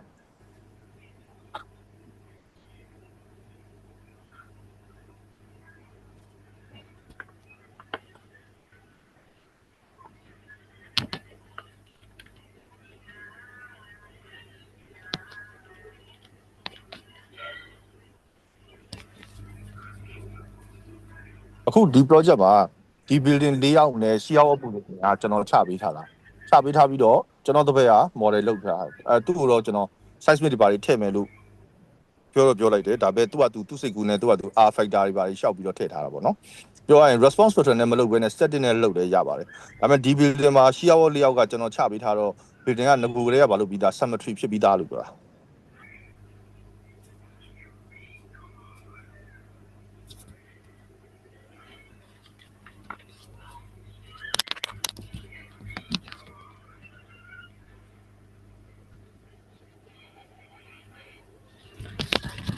ဆိုရင်လေဆရာဟယ်လို ပြော အဲ့ဆိုအခုသမီးတို့ spectrum မှာ force တူအောင်လုပ်နေရပေါ့နော်မလုပ်ခင်မှာစနာမှာ static မှာကြည့်လိုက်တော့ motion ကအဆင်ပြေတယ်ကျန်တဲ့ထွက်တဲ့ဟို H station မှာ direction rotation တွေလည်းအဆင်ပြေထွက်နေရပေါ့နော်အဲ့ဒီအချိန်မှာသမီးက stability ကိုအရင်မသွားသေးပဲနဲ့ဒီ spectrum ကိုအရင်သွားလိုက်တဲ့သဘောပေါ့နော်ဆရာ ဟုတ်တကယ်တည်းကပြောရလို့ရှိရင်ကျွန်တော်တို့ကထားပါတော့12ထက်16ထက်လောက်လုပ်မယ်ဆိုလို့ရှိရင် chain data spectrum နဲ့ပဲလုပ်ရတော့မယ်ဒါပေမဲ့ spectrum နဲ့စပြီးတော့မထည့်သေးပဲနဲ့ကျွန်တော်တို့က dynamic ကိုထည့်ပြီးတော့ run လိုက်တယ် run လိုက်ပြီးတော့ dynamic ရဲ့ motion တွေကိုကြည့်ခြင်းအပြင်အဲ့ကောင်က twisting ဖြစ်နေလားမဖြစ်နေလား torsion နဲ့ irregularity ဖြစ်လေလားမဖြစ်လေလားအဲ့ကနေပြီးတော့ကြည့်လို့ရတယ်များသောအားဖြင့် fast mode လို့ခေါ်တဲ့ translational mode ကများနေတယ်ဆိုကြလို့ရှိရင် chain တည်တယ်ဒီကောင်ကဘယ်ကိုမသွားတော့ဘူး torsion ဖြစ်တဲ့စီကိုမသွားတော့ဘူးလို့ပြောโอเคအဲ့တော့ကျွန်တော်ကြတော့ဘယ်လိုလုပ်လဲဆိုကြလို့ရှိရင်တစ်ခါလေကြာရင်အထက်20လောက်လုပ်တယ်အထက်30လောက်လုပ်တယ်ဆိုကြလို့ရှိရင်ကျွန်တော် select တောင်မထည့်ဘူးပထမဆုံး bean column ရဲ့ RC wall ရဲ့ထည့်ပြီးတော့ run ပြီးတော့သူ့ရဲ့ mode shape နဲ့ပြီးသွားလို့ရှိရင်ဟိုလေ participation ratio အဲ့ဒါကိုပဲကျွန်တော်ထိုင်ကြည့်အကြည့်နေပြီးတော့မှသူ့ကိုယ့်ရဲ့ participation ratio ကဘာဖြစ်တာလို့ဆိုရင်ကိုလိုချင်တဲ့အနေထားကိုရောက်ပြီဆိုကြလို့ရှိရင်ကျွန်တော်တို့က select ကိုတစ်ခါထည့်ပြီးတော့ analysis တစ်ခါပြန်လုပ်တယ်ပြန်လုပ်တော့mass တွေဘာတွေကတော့ဘာလို့ကတော့ချိန်သွားတယ်သိရမလား mass တွေဘာတွေချိန်သွားတဲ့အတွက်ကြောင့်မို့အဖြေကတော့အနေငယ်အပြောင်းလဲတော့ဘာလို့တာရှိတယ်ဒါပေမဲ့ဘာတော့မဖြစ်ဘူးလဲဆိုကြလို့ရှိရင်ဟိုသူ့ရဲ့ motion behavior ကတော့ဘာလို့တော့အပြောင်းလဲမရှိဘူးအဲ့လိုခါမျိုးမှာကျွန်တော်တို့က torsional irregularity လို့ခေါ်တဲ့ torsion ဖြစ်တဲ့ condition ကိုဘာလို့တော့ဖြည့်ရှင်းပြီးသားဖြစ်တယ်ဆိုတဲ့သဘောမျိုးဖြစ်နေတယ်နားလေလားမသိဘူးဟုတ်နားလေပါဆရာဟိုအတိအကျကြီးစစ်တာမဟုတ်ပဲနဲ့အရင်ဆုံးဟိုနှင်းကိုအရင်လိုက်လုပ်နေတာအနေငယ်လိုက်စစ်လိုက်တော့ဟုတ်တယ်ကျွန်တော်တို့က project တစ်ခု model ကိုလုံးဝ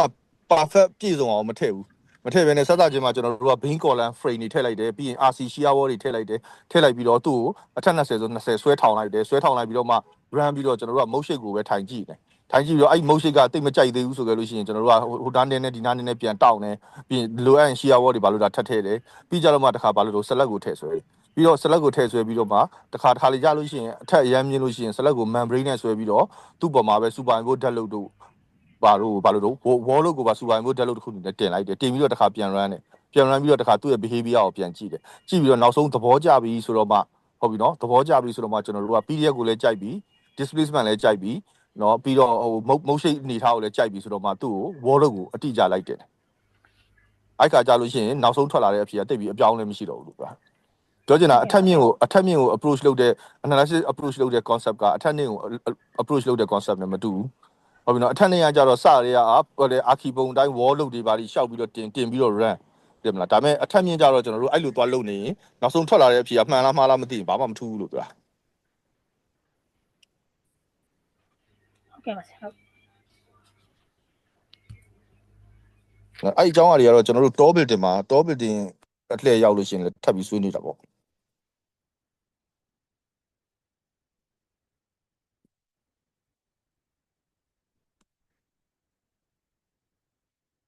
ကြည့်ပါဦးဒီတစ်ခါ static ကအဖြေကတော့ပြောင်းမှာမဟုတ်ဘူးဟုတ်ပြီနော် static ကအဖြေကတော့ပြောင်းမှာမဟုတ်ဘူးဒါပေမဲ့ dynamic ကအဖြေကတော့ဘာလို့ပြောင်းသွားလိမ့်မယ်ဒီက scale factor ချိန်လိုက်ပြီဆိုတာ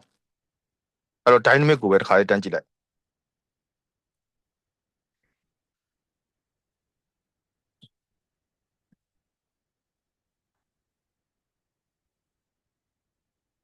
ပြီးသေးတာဟုတ်လား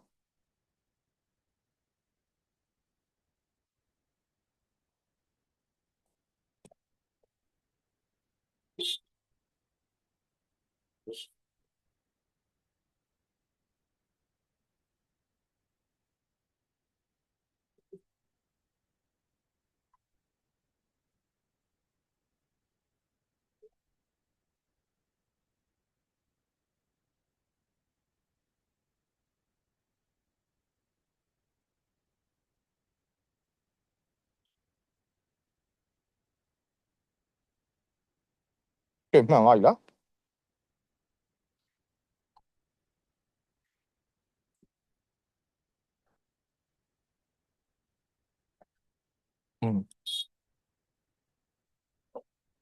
ကြပြီဒီလောက်ဆိုလို့ရှိရင်လက်ခံလို့ရပြီအဲ့ဆိုလို့ရှိရင်ကျွန်တော်တို့အဖြေနှစ်ခုကိုရှင်းကြည့်အောင်elevation တစ်ခုလောက်ယူလိုက်မယ် elevation တစ်ခုလောက်ယူလိုက်မယ်အဲ့ left go right go elevation အတူတူပဲထားမယ်ပြီးရင်တစ်ဖက်ကကြတော့ static ကြောင့်ဖြစ်တဲ့ လေရှီယာဖို့ sorry banding diagram ကိုကြည့်မယ်နောက်တစ်ဖက်ကကြတော့ dynamic ကြောင့်ဖြစ်တဲ့ spectrum ကြောင့်ဖြစ်တဲ့ diagram ကြည့်မယ်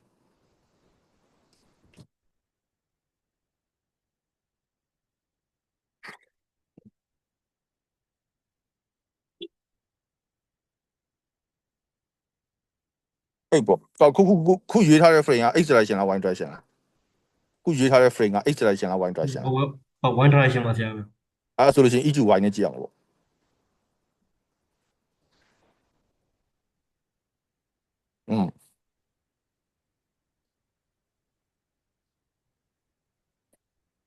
ဒီဘက်ကျတော့ spectrum y နဲ့ကြည့်ပေါ့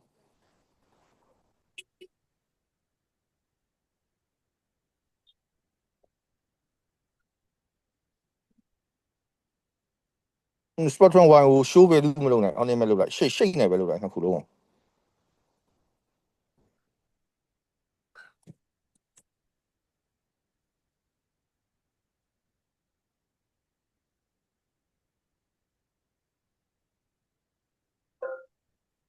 ဒီ behavior ကိုပဲကျွန်တော်တို့ကြည့်ကြတာ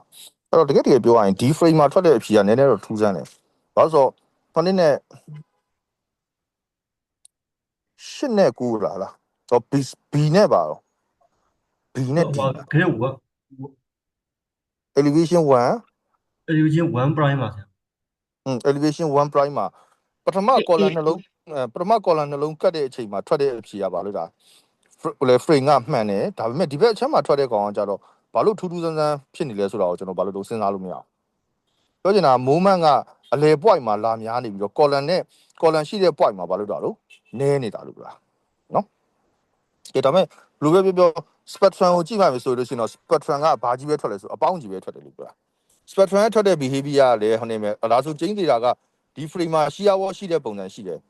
ဟုတ်ပြီနော်ဒီ elevation နားမှာ shear wall ရှိတဲ့ပုံစံရှိတယ်အဲကြောင့်မလို့ shear wall စီကိုသူကများများရောက်သွားတဲ့သဘောမျိုးဖြစ်လိမ့်မယ်ဒီအဲ့ဆို plan ကိုသွားပါအောင် plan ကိုသွားပါအောင် flow plan တစ်ခုလောက်ရ ground flow ပဲဖြစ်ဖြစ်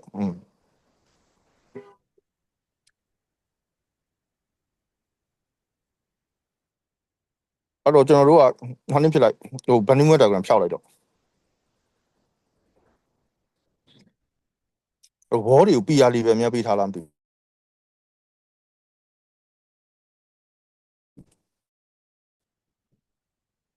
wall တွေကို PR level များပေးထားလားမသိဘူး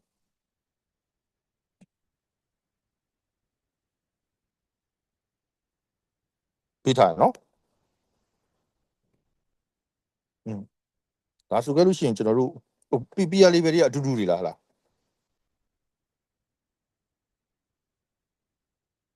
ကျွန်တော်မျက်စိကမမြင်ရလို့ဟုတ်ပြီ P1 P2 P3 ဒါဆိုလို့ရှိရင် shear wall design တစ်ခုလောက်လုပ်အောင်နည်း design ထဲကိုသွားမယ် design ထဲကိုသွားမယ် design ထဲက shear wall design start design ချက်ကိုဆွဲချပါသူကသူ combination လုပ်ပြီးတော့သူကသူတွက်ပေးတယ်ဘာမို့ဒီကလူတွေကို shear wall design ကိုဘယ်လိုဖတ်ရလဲဆိုတော့ဘာလို့နည်းနည်းပြောပြမလို့အခုပုံစံကြည့်ရတော့ coupling bin တော့ဘာမှဖြစ်ဘူးတော့မပါဘူးပုံစံကြည့်ရ shear wall ကြီးပဲဘာလို့ဖြစ်တော့တယ်နော်နည်းနည်းလေးရွှေ့လိုက်ပါအောင် analysis လုပ်နေတဲ့ဥစ္စာလေးကိုဟိုအပေါ်ကိုကာစာလေးနဲ့ကြိုင်ပြီးတော့ရလားရွှေ့လို့အဲ့ဆိုပုံစံကြည့်ရတာကဒီအစွန်ကနေပြီးတော့ဒုတိယ credit မှာဆိုရင် RC wall နှစ်ခုရှိတယ်အဲ့ဆိုအဲ့ RC wall နှစ်ခုကိုကျွန်တော်တို့ဘယ်နဲ့နော် education purpose အတွက်နော်အဲ့နှစ်ခုကိုဂျားထဲမှာဗာနဲ့ဆက်လို့ရတော့ coupling bin နဲ့ဆက်လို့ဘာလို့တော့ရလောက်တယ်လို့ပြောနော်ပြီးကြတော့မှဒီ design လေးတစ်ခုကြည့်ပြီးတော့မှအချိန်ရသေးတယ်ဆိုကြလို့ရှိရင်အဲ့ coupling bin လေးကိုလုပ်ပြီးတော့ coupling bin design ကိုတစ်ချက်ကြည့်ကြည့်မယ်လို့ပြော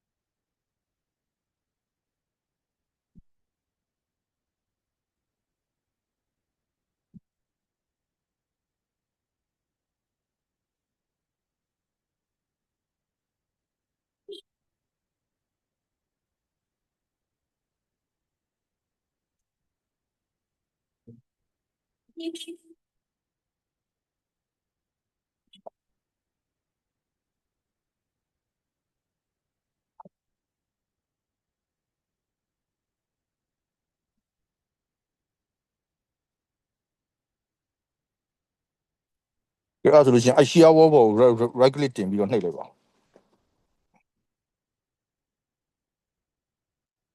ဒါရှီယာဝေါ design ဟုတ်ပြီနော်ရှီယာဝေါ design မှာ तू ဘယ်လိုပြထားလဲဆိုရင်ဟယ်လိုကြားလား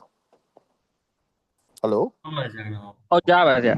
ပါတယ် အဲ့ fluctual design မှာဆိုရင် तू က PM2 M3 ဆိုတာထုံးစံတိုင်းပဲ axial force ရဲ့ bending moment ရဲ့နဲ့တွက်တာတော်ပြီနော်သူ့ရဲ့ control ဖြစ်တဲ့ data ကတော့ DWAL30 ဆိုတဲ့ combination နဲ့ control ဖြစ်တယ်သူ့စီမှာက PU ကတော်တော်ကြီးကိုဘာလို့တာနဲတယ် MU3 လို့ခေါ်တဲ့ moment ကဘာလို့တော့တော်တော်များတယ်ဟုတ်ပြီနော်79458ဆိုတာ Gibbons ဖြစ်လိမ့်မယ်နဲ့တူတယ်နော်အဲ့တော့သူကကြတော့အခုဒီအနေထားအရတွက်ထုတ်လိုက်တော့ဘယ်လောက်လို့လဲဆိုရင် 0.0073% လို့တယ်လို့ဘာလို့တော့ပြောထားတယ် 0.0073% အဲ့တော့ percent လို့ပြောရတဲ့ကြောင့်မို့ကျွန်တော်တို့ကသူ့ကိုဘာနဲ့မျှအောင်မလဲဆိုကြလို့ရှိရင် wall ရဲ့ width ရဲ့ depth ရဲ့နဲ့မျှအောင်အဲ့တော့ तू ကတပေစာပေးတာဖြစ်တယ်တပေစာပေးတာဖြစ်တော့ဘယ်လိုတွက်ရမလဲဆိုကြလို့ရှိရင်ထားပါတော့ wall ရဲ့အထူက10လက်မလို့ဆိုပါစို့ wall ရဲ့အရှည်ကလေ wall ရဲ့အရှည်ကိုတပေစာဘာလို့တော့ယူတွက်ရမလဲအဲ့လိုကြောင့်မလို့10ရဲ့12ရဲ့မြောက်ပြီး 0.0073 နဲ့မြောက်10 12ရဲ့မြောက်ပြီး 0.0073 နဲ့မြောက် 0.876ပြောင်း 0.876အဲ့ဒါအောင်မှ2 phase ထဲမှာဆိုတော့2နဲ့စား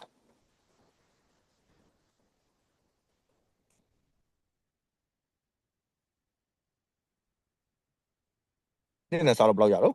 0.438 0.438ဒါဆိုကြလို့ရှိရင်ကျွန်တော်16ကို2ချောင်းထည့်ရင်ရပြီဟုတ်လား ဟုတ်ပြီ ဟုတ်တယ်နော်အဲ့ဒါဆိုကြလို့ရှိရင်ကျွန်တော်သူ့ရဲ့ vertical steel ကိုဘာအနေနဲ့သုံးမလို့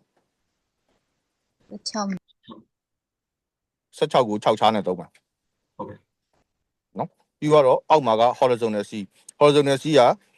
0.342 ကပို့ပြီးတော့များတယ်အဲ့တော့ horizontal C ကကြတော့ wall ကို down လိုက်ကြည့်ရမှာသူကဘယ်လိုပေးထားလဲဆိုရင် 0.342 inch square per feet လို့ပေးထားတယ် 0.342 inch square per feet ကပို့ပြီးတော့ control ဖြစ်တယ် 0.286 ကဘာလို့တော့ control မဖြစ်ဘူးအဲ့တော့ 0.342 နဲ့ထည့်မယ် surface နှစ်ဖက်မလို့ဘာသူ့ကိုလည်းဘာနဲ့ပြန်စားနှစ်နဲ့ပြန်စားဒါဆိုတစ်ဖက်မှာထည့်ရမယ်ပမာဏကိုရမှာ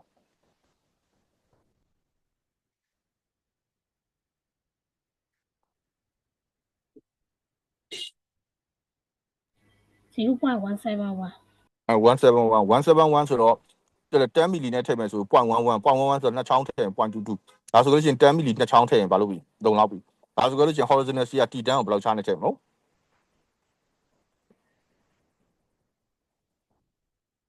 horizontal C က T10 ကိုဘယ်လောက်ချားနဲ့ထည့်မလို့ 6ချာ6လုံးမှချားနဲ့ထည့်ရမယ်နော်ပြီးရင် boundary element ကိုသူစစ်ထားသေးလားစစ်ထားတယ် boundary element က45 inches ရှိတယ်လို့ပြောရဲအဲ့တော့45 inches ဆိုတဲ့အကြောင်းကို तू က4ပေနီးပါးလောက်ပဲဟုတ်လားအဲ့တော့ boundary element တော်တော်လေးကိုတော့ဘာလို့ဒါရှည်တယ်လို့ပြောတာ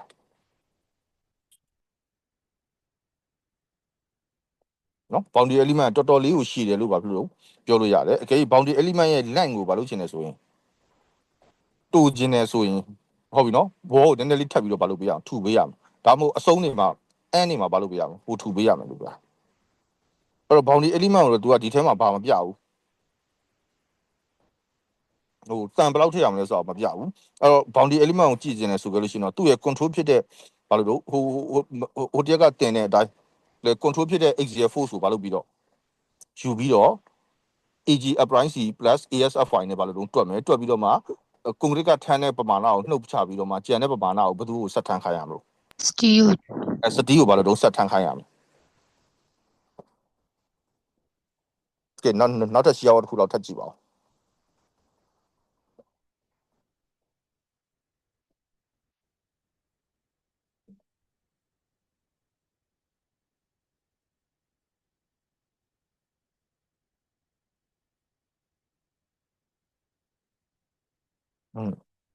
အဲ့ပုံစံကြည့်ရတာသူ့ရဲ့ boundary element တွေရဲ့ length တွေကဘာလို့တော့ရှည်လုံးအားကြီးတယ်လို့ပြော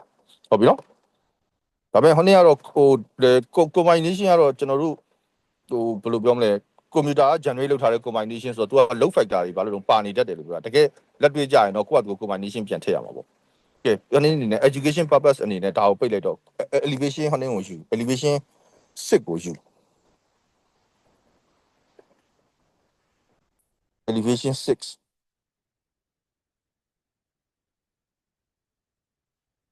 အဲ့ elevation 6မှာ shear wall 2ခုရှိတယ်ဟုတ်ပြီနော်အဲ့ shear wall 2ခုကိုကျွန်တော်တို့ဗာနဲ့ဆက်မလဲဆိုလို့ရှိရင်4 ပေ depth လောက်ရှိတဲ့သူ့ရဲ့နှစ်ကွက်စာပေါ့ဗျာနှစ်ကွက်စာလောက်ရှိတဲ့ RC wall နဲ့တော့ပြန်ဖြုတ်လိုက်တော့ RC wall နဲ့ပြန်ဆက်မယ်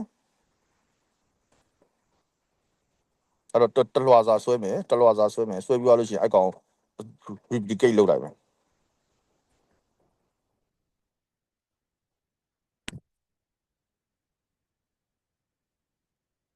သူ match လုပ်ထားတဲ့နှစ်ကွက်စာယူပြီးတော့ wall element တစ်ခုနဲ့ဆွဲလိုက်မယ်နော်ပြီးရင်သူ့ကို spandrel လို့နာမည်ပေးမယ် SB လို့နာမည်ပေးမယ်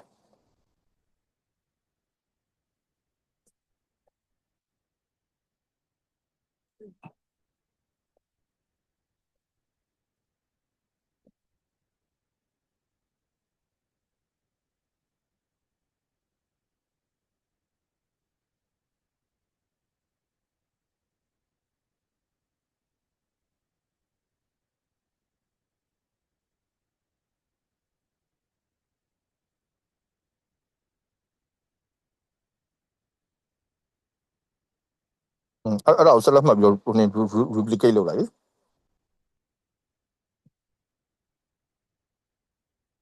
edit ထဲက replicate ဆိုပြီးတော့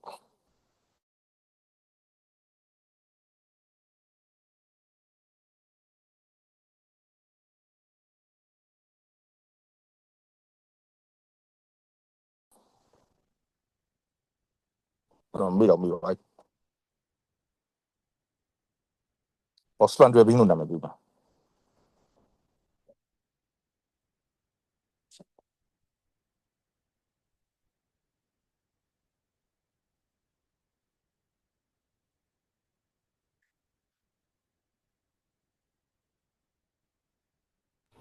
ဆရာဆောနာလေး boundary element မှာထည့်မဲ့ river ကိုလေ uniform posing နဲ့ design မလုပ်ပဲနဲ့ simplify TNC နဲ့ boundary element စုံတက်မှတ်ပြီးတော့လို့ river ထည့်ခိုင်းပြီး design လုပ်လို့ရမှာဆရာရတယ်လေအဲ့ဒါတော့ software မှာတစ်ချက်စမ်းကြည့်တယ်ကွာဟုတ်ဆရာ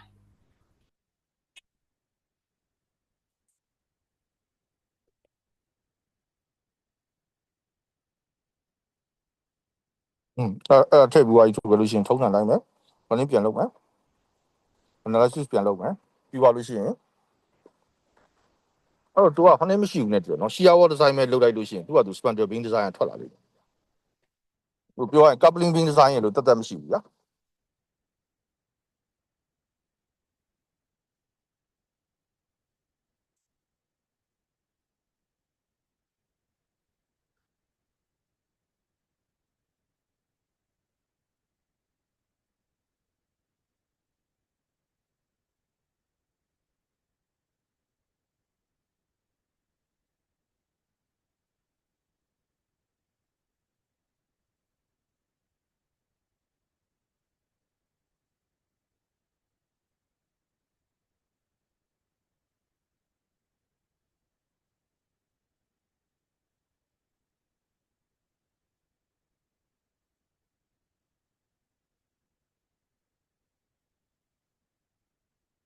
နောက်ပြီးတော့အခု analysis စောင့်တဲ့အချိန်တွေမှာအကယ်၍ကိုက dual system သုံးမယ်ဆိုရင် shear wall ကလာတဲ့ lateral force ရဲ့ဟုတ်ပြီနော်80%ဒါမှမဟုတ်85%အနည်းဆုံးယူလားဆိုတော့ပြန်စစ်ပြရမယ်နော်အဲ့ဒါကြတော့ဘယ်လိုလုပ်မလဲဆိုရင် H direction ဆို H direction မှာရှိတဲ့ shear wall တွေကိုမှတ်ပြီးတော့အဲ့ wall တွေထဲမှာထွက်တဲ့ seismic ကြောင့်ထွက်တဲ့ force ကို seismic ကြောင့်ထွက်တဲ့ shear ကိုဘာလို့လိုက်ပေါင်းအဲ့ပေါင်းပြီးသွားလို့ရှိရင် total base shear နဲ့ဘာပြန်လုပ်ကြည့်အချိုးပြန်လုပ်ကြည့် y direction ဆိုလဲ y direction မှာရှိတဲ့ shear wall တွေကိုပေါင်းပြီးသွားလို့ရှိရင် y direction မှာရှိတဲ့ shear wall တွေကိုအချိုးပြန်ချကြည့်လို့ပြောတာသဘောပေါက်လားမသိဘူးโอเคဆရာ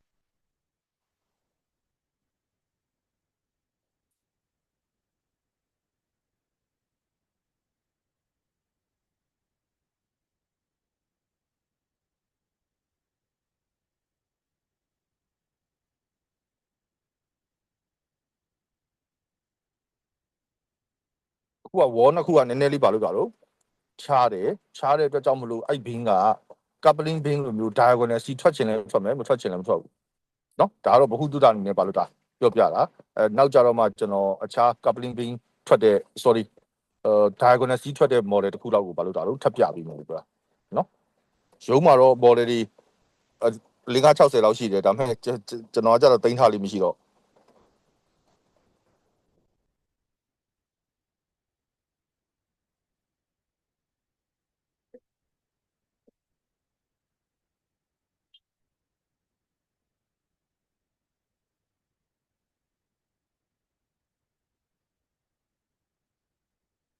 ရှေ့တစ်ဘက်ကျရင်လည်းကျွန်တော်တို့ stability checking တွေကိုဘာလို့လာလို့တစ်ချက်ဆွေးနွေးမယ်လို့ပြောတာနော် stability checking ကို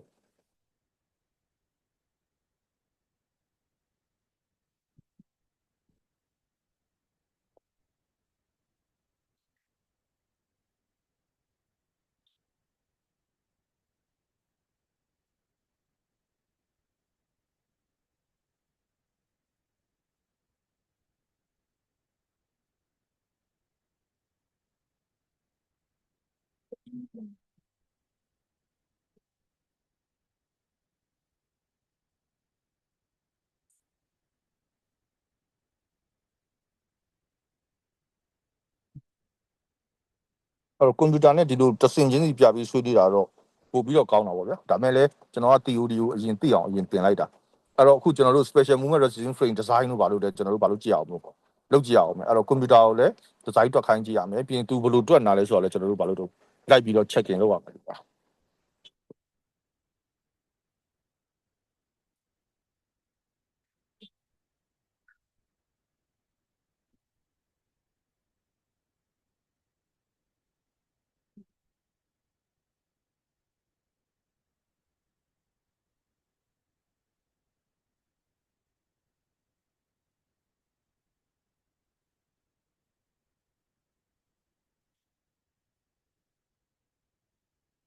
ပေါ် wall တွေကို mesh နဲ့လောက်ထားတာများတော့ analysis ကနည်းနည်းလေးပါလို့ကြာနေတာလို့ပြော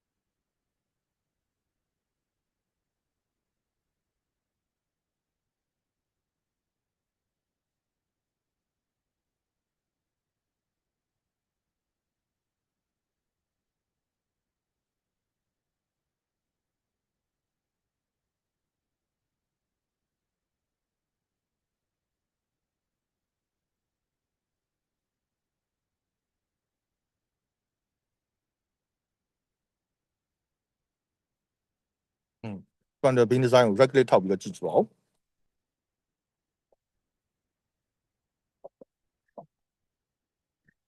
ဒါဆိုကြလို့ရှိရင် तू က shear design မှာတော့ပါပြအနီပြမယ်เนาะ design inadequacy message တဲ့เนาะ shear force AC တဲ့ maximum limit တဲ့เนาะနောက်ပြီးတော့တစ်ခါလဲအနေ diagonal C ထွက်သလား diagonal C ထွက်လာအောက်ဆုံးမှာကြည့်လေ A diagonal in square ဆိုတာအဲ့ဒါဘာကိုပြောတာလို့ diagonal stick ထွက်တယ်ဆရာ diagonal force require yes ဟုတ်တယ်အဲ့တော့ तू ကပြောရလို့ရှိရင် 8.75 in square တောင်ထွက်တာဟုတ်ပြီနော်အဲ့တော့ပြောရမယ်ဆိုကြလို့ရှိရင်အဲ့ 8.75 in square ဆိုတဲ့ပမာဏကမနည်းဘူးလို့ပြောချင်တာကြက်လုံးကိုထည့်မယ်ဆိုရင်တော့လေကြက်လုံးကဘယ်လောက်ပဲရှိတာ 0.7 ဟုတ်တယ် 0.7 ပဲရှိတာအဲ့တော့ကြက်လုံးထည့်မယ်ဆိုရင်တော့ကြက်လုံးကဘာလို့တော့10လုံးလောက်ထည့်ရမှာဖြစ်တယ်နော်အဲ့တော့ပြောချင်တာက beam size or width ကဘာလို့နေတာသေးနေတာပေါ့ဗျာရမယ်နော်ဒါပေမဲ့အခုဒီပုတ်စာမှာဒီ project မှာတော့အဲ့လိုမျိုးထည့်လိုက်ရင်အဲ့လို diagonal C ကိုအဲ့လိုထည့်လိုက်လို့ရှိရင်စာအုပ်ကလဲထွက်သွားဖို့များတယ်ပြောချင်တာကဒီဘက်ထိပ်ဘက်အချက်မှာအရန်ကိုဘာလို့ပြီးတော့တောင့်သွားပြီးတော့ဟိုဘက်ထိပ်ဘက်အချက်မှာဘာလို့တော့အရန်ကိုဝိဖြစ်သွားလိမ့်မယ်အဲ့ဒါကြတော့ခဏင်းကိုပြန်ကြည့်လို့ရတယ်ဟိုအဲ့ကုန်ဖိုင်တော့ ဘာပါလဲမုတ်ရှိတ်ကိုပြန်ကြည့်လို့ရတယ်လို့ပါပြန်ကြည့်ကြည့်စမ်းပါဦးဟောတဲ့ information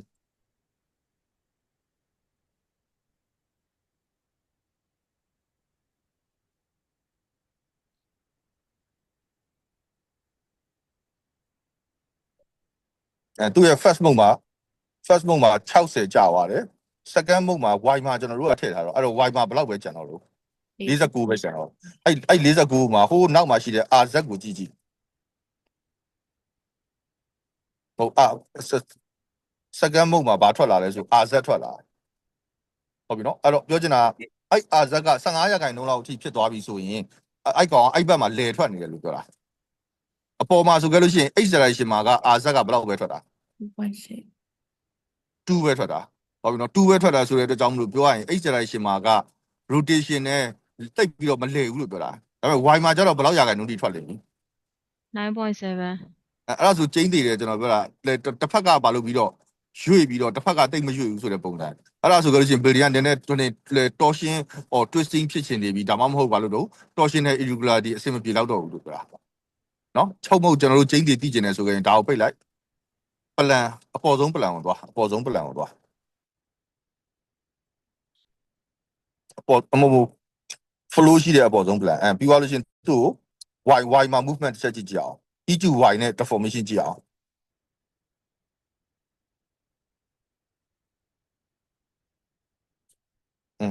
သူကညာဘက်ချမ်းကဘာဖြစ်နေပြီးတော့ငြိမ့်နေတာဆရာဟုတ်တယ်လေညာဘက်ချမ်းတောက်နေပြီးတော့ဘယ်ဘက်ချမ်းကဘာဖြစ်နေလို့ရွေ့နော်အဲ့ဒါကြောင့်မလို့ပြောရမယ်ဆိုလို့ရှိရင်အဲ့တော့ torsion ကိုကျွန်တော်တို့စစ်မယ်ဆိုတခါကျရင်ကျွန်တော်တော့တိတ်ပြီးတော့ true ကြားလုပ်နေတော့အပေါ်ဆုံးတစ်ထက်ရဲ့ corner point 2 point ကိုယူပြီးတော့ဘာလို့စစ်ကြည့်လိုက်တယ်ခဏလေးတို့ဆိုအဝိုင်းတယ်ကာစာလေးပေါ်လာတော့မှလို့ဆိုဟမ်းသွားလိမ့်အဲ့မှာ right click ထောက်လိုက်အဲ့တော့သူ့ရဲ့ y displacement ဘယ်လောက်ရှိတော့ 0.8399 feet လားဟလား feet လား inch လား inch ဆရာ inch inch ဟုတ်ပြီအဲ့တော့ပြောလို့ရှိရင် displacement ကတော့အများကြီးမဖြစ်ဘူးဒါပေမဲ့ညာဘက်ကိုတစ်ချက်ကြည့်ကြပါဦး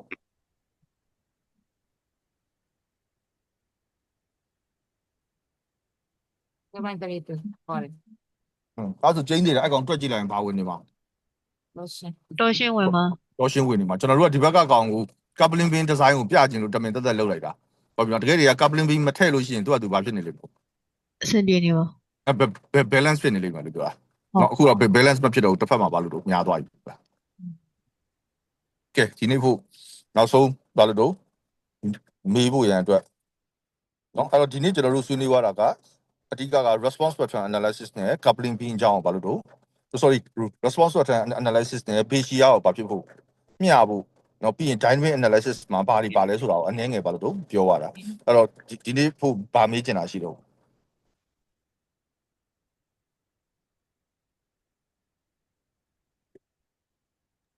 ဟုတ်ကဲ့ဆရာ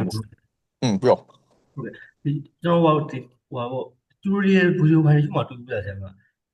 နှစ်မျိုးတည်းဘူးကြာခင်ဗျဒီ response pattern case မှာတချို့ tutorial video ဖိုင်တွေမှာကျွန်တော်တခြားနိုင်ငံခြား video ဖိုင်တွေမှာဒီ case ကိုတစ်ခုတည်းမှာပဲဒီနှစ်ခုလုံးထည့်တာလေတူဘူးကြာခင်ဗျတချို့ကကြာတယ် x နဲ့ y နဲ့တွဲခွဲထည့်တာခင်ဗျအဲ့ဒီဟာတွေကိုမရှင်းတော့ပါဆရာတနင်ပေါ့ကျွန်တော်အဲ့ဒါတော့မစမ်းကြည့်ဘူးဒါပေမဲ့ case နှစ်မျိုးလုံး case တစ်ခုတည်းမှာပဲနှစ်ခုလုံးကိုတွဲထည့်လိုက်ရင်ကျွန်တော်တို့ကequate combination လုပ်တဲ့အချိန်ကြာလို့ရှိရင် spectrum x နဲ့ spectrum y ဒါမှမဟုတ်ပါလို့ e to x နဲ့ e to y လို့မျိုးကျွန်တော်တို့ခွဲလို့ရပါမလားအဖြေကတော့ကျွန်တော်ထင်တာကနှစ်မျိုးလုံးထွက်လာလိမ့်မယ်ဒါပေမဲ့ကျွန်တော်ဆိုလိုချင်တဲ့သူက design တွက်တဲ့အချိန်မှာကြာတော့combination မှာကြာတော့ဘယ်လိုပြန်ထည့်မလို့ပေါ့နော်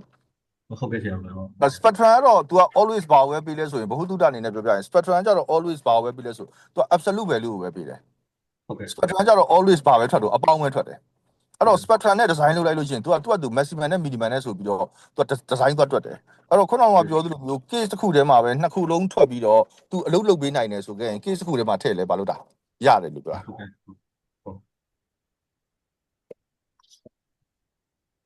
အဓိကအဖြေမှန်မှုပဲလို့ပြောတာသူကဘလို့တွက်အဖြေမှန်မှုပဲလို့ပြောဟုတ်ကဲ့အခြားဘယ်သူပါမေးချင်နေတော့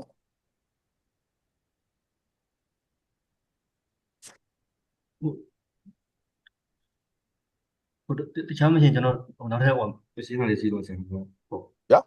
ဟုတ်နောက်တစ်ခုကပဲဒီကျွန်တော်ဒီ MMPC မှာဒီ MMPC တော့ AS0 မှာဒီ UL system ကို တော့ definition လုပ်တဲ့အခါမှာပေါ့ဒီ special moment velocity frame ကဒီ equate ဖို့ရဲ့ 25% at least ဟိုအနည်းဆုံးထမ်းရမယ်လို့ပြောထားတယ်ပြောထား ဟုတ် တော့ တယ် တကယ်လို့ကျွန်တော်တို့ frame ကနေကျွန်တော် run ရတဲ့ frame ကဒီပေါ့ CR ကသူကဒီ moment velocity frame က 25% CR က 75% ထမ်းမယ်လို့ပြောရုံလို့ဒီကျွန်တော် frame ကဟို CR ကဟို 75% မထမ်းမယ်နဲ့ဟို 30% မှာထမ်းပြီးတော့ moment velocity frame က 70% ထမ်းနေရဆိုလို့ရှိရင်အဲ့ဒါကိုကျွန်တော် dual system လို့ပဲသတ်မှတ်ရမှာဒါမှမဟုတ် moment velocity frame အနေနဲ့ပဲဟိုသတ်မှတ်ရမှာကျွန်တော်ဟော အဲ့ဒါဆို moment resisting frame အနေနဲ့ပဲသတ်မှတ်ရမှာပြောချင်တာကဗျာဟို dual system ဆိုတဲ့သဘောက shear wall ကို percentage တစ်ခုအထိလုံလောက်ထည့်ရမယ်လို့ပြောတာအဲ့လိုလုံလောက်မထည့်ထားဘဲနဲ့ RC wall တွေအတူလေးတစ်ခုကောက်ထည့်ပြီးတော့ဒီကိုယ့်ရဲ့ system က dual system ပါလို့ကြွေးကြော်လို့မရဘူးလို့ပြောတာ ဟုတ်ကဲ့ပါ ပြောချင်တာ RC wall ကိုလုံလောက်တဲ့ amount လုံလောက်တဲ့အရေးအတွက်နဲ့လုံလောက်တဲ့ distance ထိကိုမလုပ်နိုင်ရမလို့ထည့်ထားပေးရမယ်အဲ့လိုထည့်ထားပြီးတော့မှသာကိုယ့်ရဲ့ system ကိုအနေဒီဘာခုနပြောရပါလဲ dual system ဆိုပြီးတော့ကို declare လုပ်ခွင့်ရှိမယ်လို့ပြောတာအဲ့လိုမဟုတ်ဘူးဆိုရင် dual system လို့ declare လုပ်ခွင့်မရှိဘူးလို့ပြောတာ ဟုတ်ကဲ့ဆရာဟုတ်အဲ့တော့ကျွန်တော်ဒီ time video သတ်မှတ်တဲ့ဒီ CDX မှာကျွန်တော်ဟို moment velocity frame အနေနဲ့ concrete frame အနေနဲ့သတ်မှတ်ပြအောင်ဟုတ်ဆရာဟုတ် concrete frame မှာပဲ CT ကတော့ဘယ်လိုပေါ့ concrete frame ပဲဖြစ်ဖြစ် dual system ပဲဖြစ်ဖြစ်တိတ်မကွာပါဘူးလို့ပြောတာ ဟုတ်ကဲ့ကျွန်တော်တို့ဟို MMPC မှာတွေ့ရဒီ concrete frame US system ဆိုလို့ရှိရင်တော့ 0.02 0.75 ဆိုပြီးတော့တွေ့ပြီးတော့ဟုတ် ဟုတ်လေအဲ့ဒါကြတော့ကျွန်တော်တို့က try error လုပ်ရမှာပေါ့စကြတဲ့ကဟိုနေမဖြစ်ဘူးပြောရမယ်ဆိုကြလို့ရှိရင်အကယ်လုံနိုင်တယ်ဆိုရင်လက်နဲ့အရင်တွက်ကြည့်ပြီးတော့မှtotal shear ဘယ်လောက်ထွက်မယ်ဒါဆို 75% လောက်ရှိတဲ့ shear အတွက်ကို wall အရှိဘယ်လောက်လိုမယ်အဲ့ဒါကိုပြန်တွက်ပြီးတော့မှအဲ့ wall အရှိအတိုင်းကိုကိုယ့်ရဲ့ model ထဲမှာမလုပ်တာအရင်ထက်ဟုတ်တယ်နော်ထက်ပြီးတော့မှအဲ့ wall ကိုမှ computer ကိုလေသုံးပြီးတော့ analysis လုပ်တဲ့အချိန်မှာခုနကပြောတဲ့ CT က dual system မှာသုံးတဲ့ဥစ္စာကိုသုံးရမယ် ဟုတ်ကဲ့ဆရာဟုတ်ကဲ့ အဲ့လိုပုံစံမျိုး try error လုပ်ရမယ်လို့ပြောတာ ဟုတ်ကဲ့ကျွန်တော်အစာအုပ်ကဟို irregular ဖြစ်နေလို့အဲ့ဒါကို motion ပြည်နေဖို့အတွက်ဟောလေးတစ်ခုနှစ်ခုကမှလို့ဒီလန့်ဖြစ်အောင်ညှိထည့်ပေးရတာဆိုတော့ဒီပြရတော့ဆက်တော့အဲ့ဒါမျိုးဆိုကြရင်တော့ moment frame လို့ပဲမလုပ်တာ ဟုတ်ကဲ့ ယူရမယ် moment frame လို့ပဲယူရမယ်ဟိုနေကိုပြီးတော့မှသူ့ကိုဘာလို့တောင်းဆိုကြလို့ရှိရင် shear wall ကခုနကပြောတဲ့ lateral displacement ကိုဘာလို့တော့ညှိဖို့ရန်အတွက်ပဲလို့ပြောတာ ဒီဟုတ်ကဲ့ဟုတ် ဟိုလေးဆရာအဲ့လိုမျိုး response pattern ထည့်တယ် static ထည့်တယ်တမို့ model ကို AC ကညှိရဆိုတဲ့အချိန်မှာကလို့ model cross section ဖြစ်နေရမှာလားဆရာ cross section မဖြစ်ရဘူး cross section ဖြစ်လိုက်လို့ရှိရင်ဒါကြောင့်မို့ကျွန်တော်တို့ကပြောတာကပထမဦးဆုံး anchor နဲ့အရင် run ပြီးသွားလို့ရှိရင် static base shear ကိုမှတ်ထားလို့ပြောတာအဲ့ force ပမာဏကဒီ building ကို apply လုပ်ရမယ့် force ပဲအကယ်၍ cross section လုပ်လိုက်လို့တခါလေကြာရင်အချို့ version တွေက cross section ကိုလုပ်တဲ့အချိန်မှာ PDF ကများသွားတတ်တယ် PDF များသွားပြီးတော့ lateral force ကဘာလို့လို့ဆိုနည်းသွားတတ်တယ်ဟုတ်ပြီနော်ဒါကြောင့်မလို့ကျွန်တော်ကကြတော့အခုကျွန်တော်တို့ရုံးမှာသုံးတဲ့စနစ်ကအရင်ဆုံး anchor နဲ့အရင် run ပြီးရင် base shear ဘယ်လောက်ထွက်လဲမှတ်ထား PDF ဘယ်လောက်ထွက်လဲမှတ်ထားအဲ့ဒါ reasonable ဖြစ်သလားဖြစ်ပြီဆိုရင်နောက်ဆုံး design လုပ်တဲ့အချိန်မှာတော့ cross section နဲ့လုပ်တယ်ဒါပေမဲ့ base shear ပမာဏကိုတော့ကျွန်တော်တို့မပြောင်းဘူးလို့ပြောချင်တာက building မှာစချင်းကျွန်တော်တို့တွက်ထုတ်လိုက်လို့ 7% ရတယ်ဆို 7% နဲ့ပဲကျွန်တော်တို့က design လုပ်ပါနော်ဟို cross section လုပ်လိုက်လို့ PDF များသွားတယ် PDF များသွားတဲ့ကောင်ကဟို software ကြောင့်မလို့ဘာလို့တော့ impact ဖြစ်ပြီးတော့ analysis ထဲမှာသွားဝင်ပြီးတော့ဟို force တွေကိုတအားကြီး short ချလိုက်တယ်ဆိုတဲ့ပုံစံမျိုးနဲ့ design မလုပ်ဘူးလို့ပြောကျွန်တော်ပြောတော့ပါလားမသိဘူးအဲ့ဆိုရင် anchor အနေနဲ့ပဲသူဟို response pattern စဉ်းစားရမှာပေါ့နော်ဆရာ မဟုတ်ဒီ response pattern and crack ရေလို့ကျွန်တော်ပြောချင်တဲ့သူကမရှိဘူးလို့ပြောနေတာကျွန်တော်အခုဆိုလိုတဲ့အဓိပ္ပာယ် response pattern မှာ and crack to crack လို့ဆိုတာမရှိဘူး response pattern မှာတွက်ထုတ်လိုက်မယ်ဆို force ကိုပဲဘာလို့တော့မင်းဖြစ်ရမှာဒါပေမဲ့နောက်ဆုံး design လုပ်တဲ့အချိန်မှာဘာနဲ့တွက်ရမှာ cross section နဲ့တွက်ရဒါပေမဲ့ပထမဦးဆုံးကျွန်တော်ပြောတာ base shear ရှာတဲ့အချိန်မှာတော့ဘာနဲ့ပဲတွက်ရ Confer လည်းပဲရှာ ဟုတ်တယ် base shear ရှာတဲ့အချိန်မှာ and crack နဲ့ရှာ base shear ကိုမှန်အောင်ရှာဟုတ်ပြီနော်ပြီးသွားလို့ရှိရင်အဲ့ base shear ပမာဏကိုမှဟိုနေ့နဲ့ဘာလို့ response pattern နဲ့ပြီးညီအဲ့တော့ response pattern နဲ့ပြီးညီတဲ့အတွက်ကြောင့်မလို့သူ့ရဲ့ scale factor တစ်ခုခုဖြစ်သွားလိမ့်မယ်နော်ဒါပေမဲ့နောက်ဆုံး final design ကတော့ဗာနဲ့လို့ cross section နဲ့လို့ပြောတာ ဟုတ်ကဲ့ပါဆရာနားလည်ပါပြီဆရာ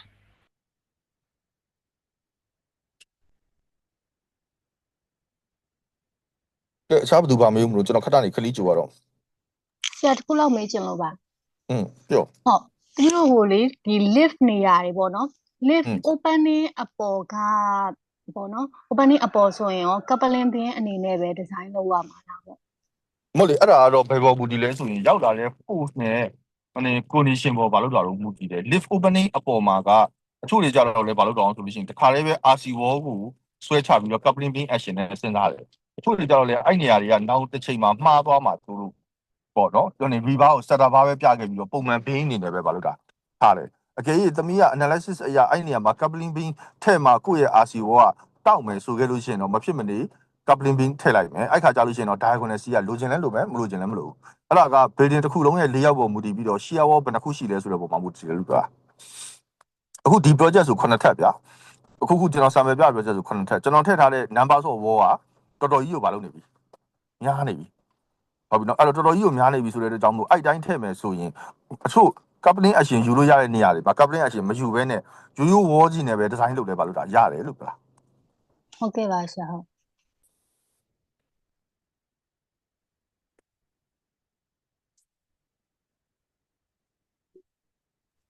ဘယ်သူမှမေးကြမရှိတော့ဘူးဆိုရင်တော့ကျွန်တော်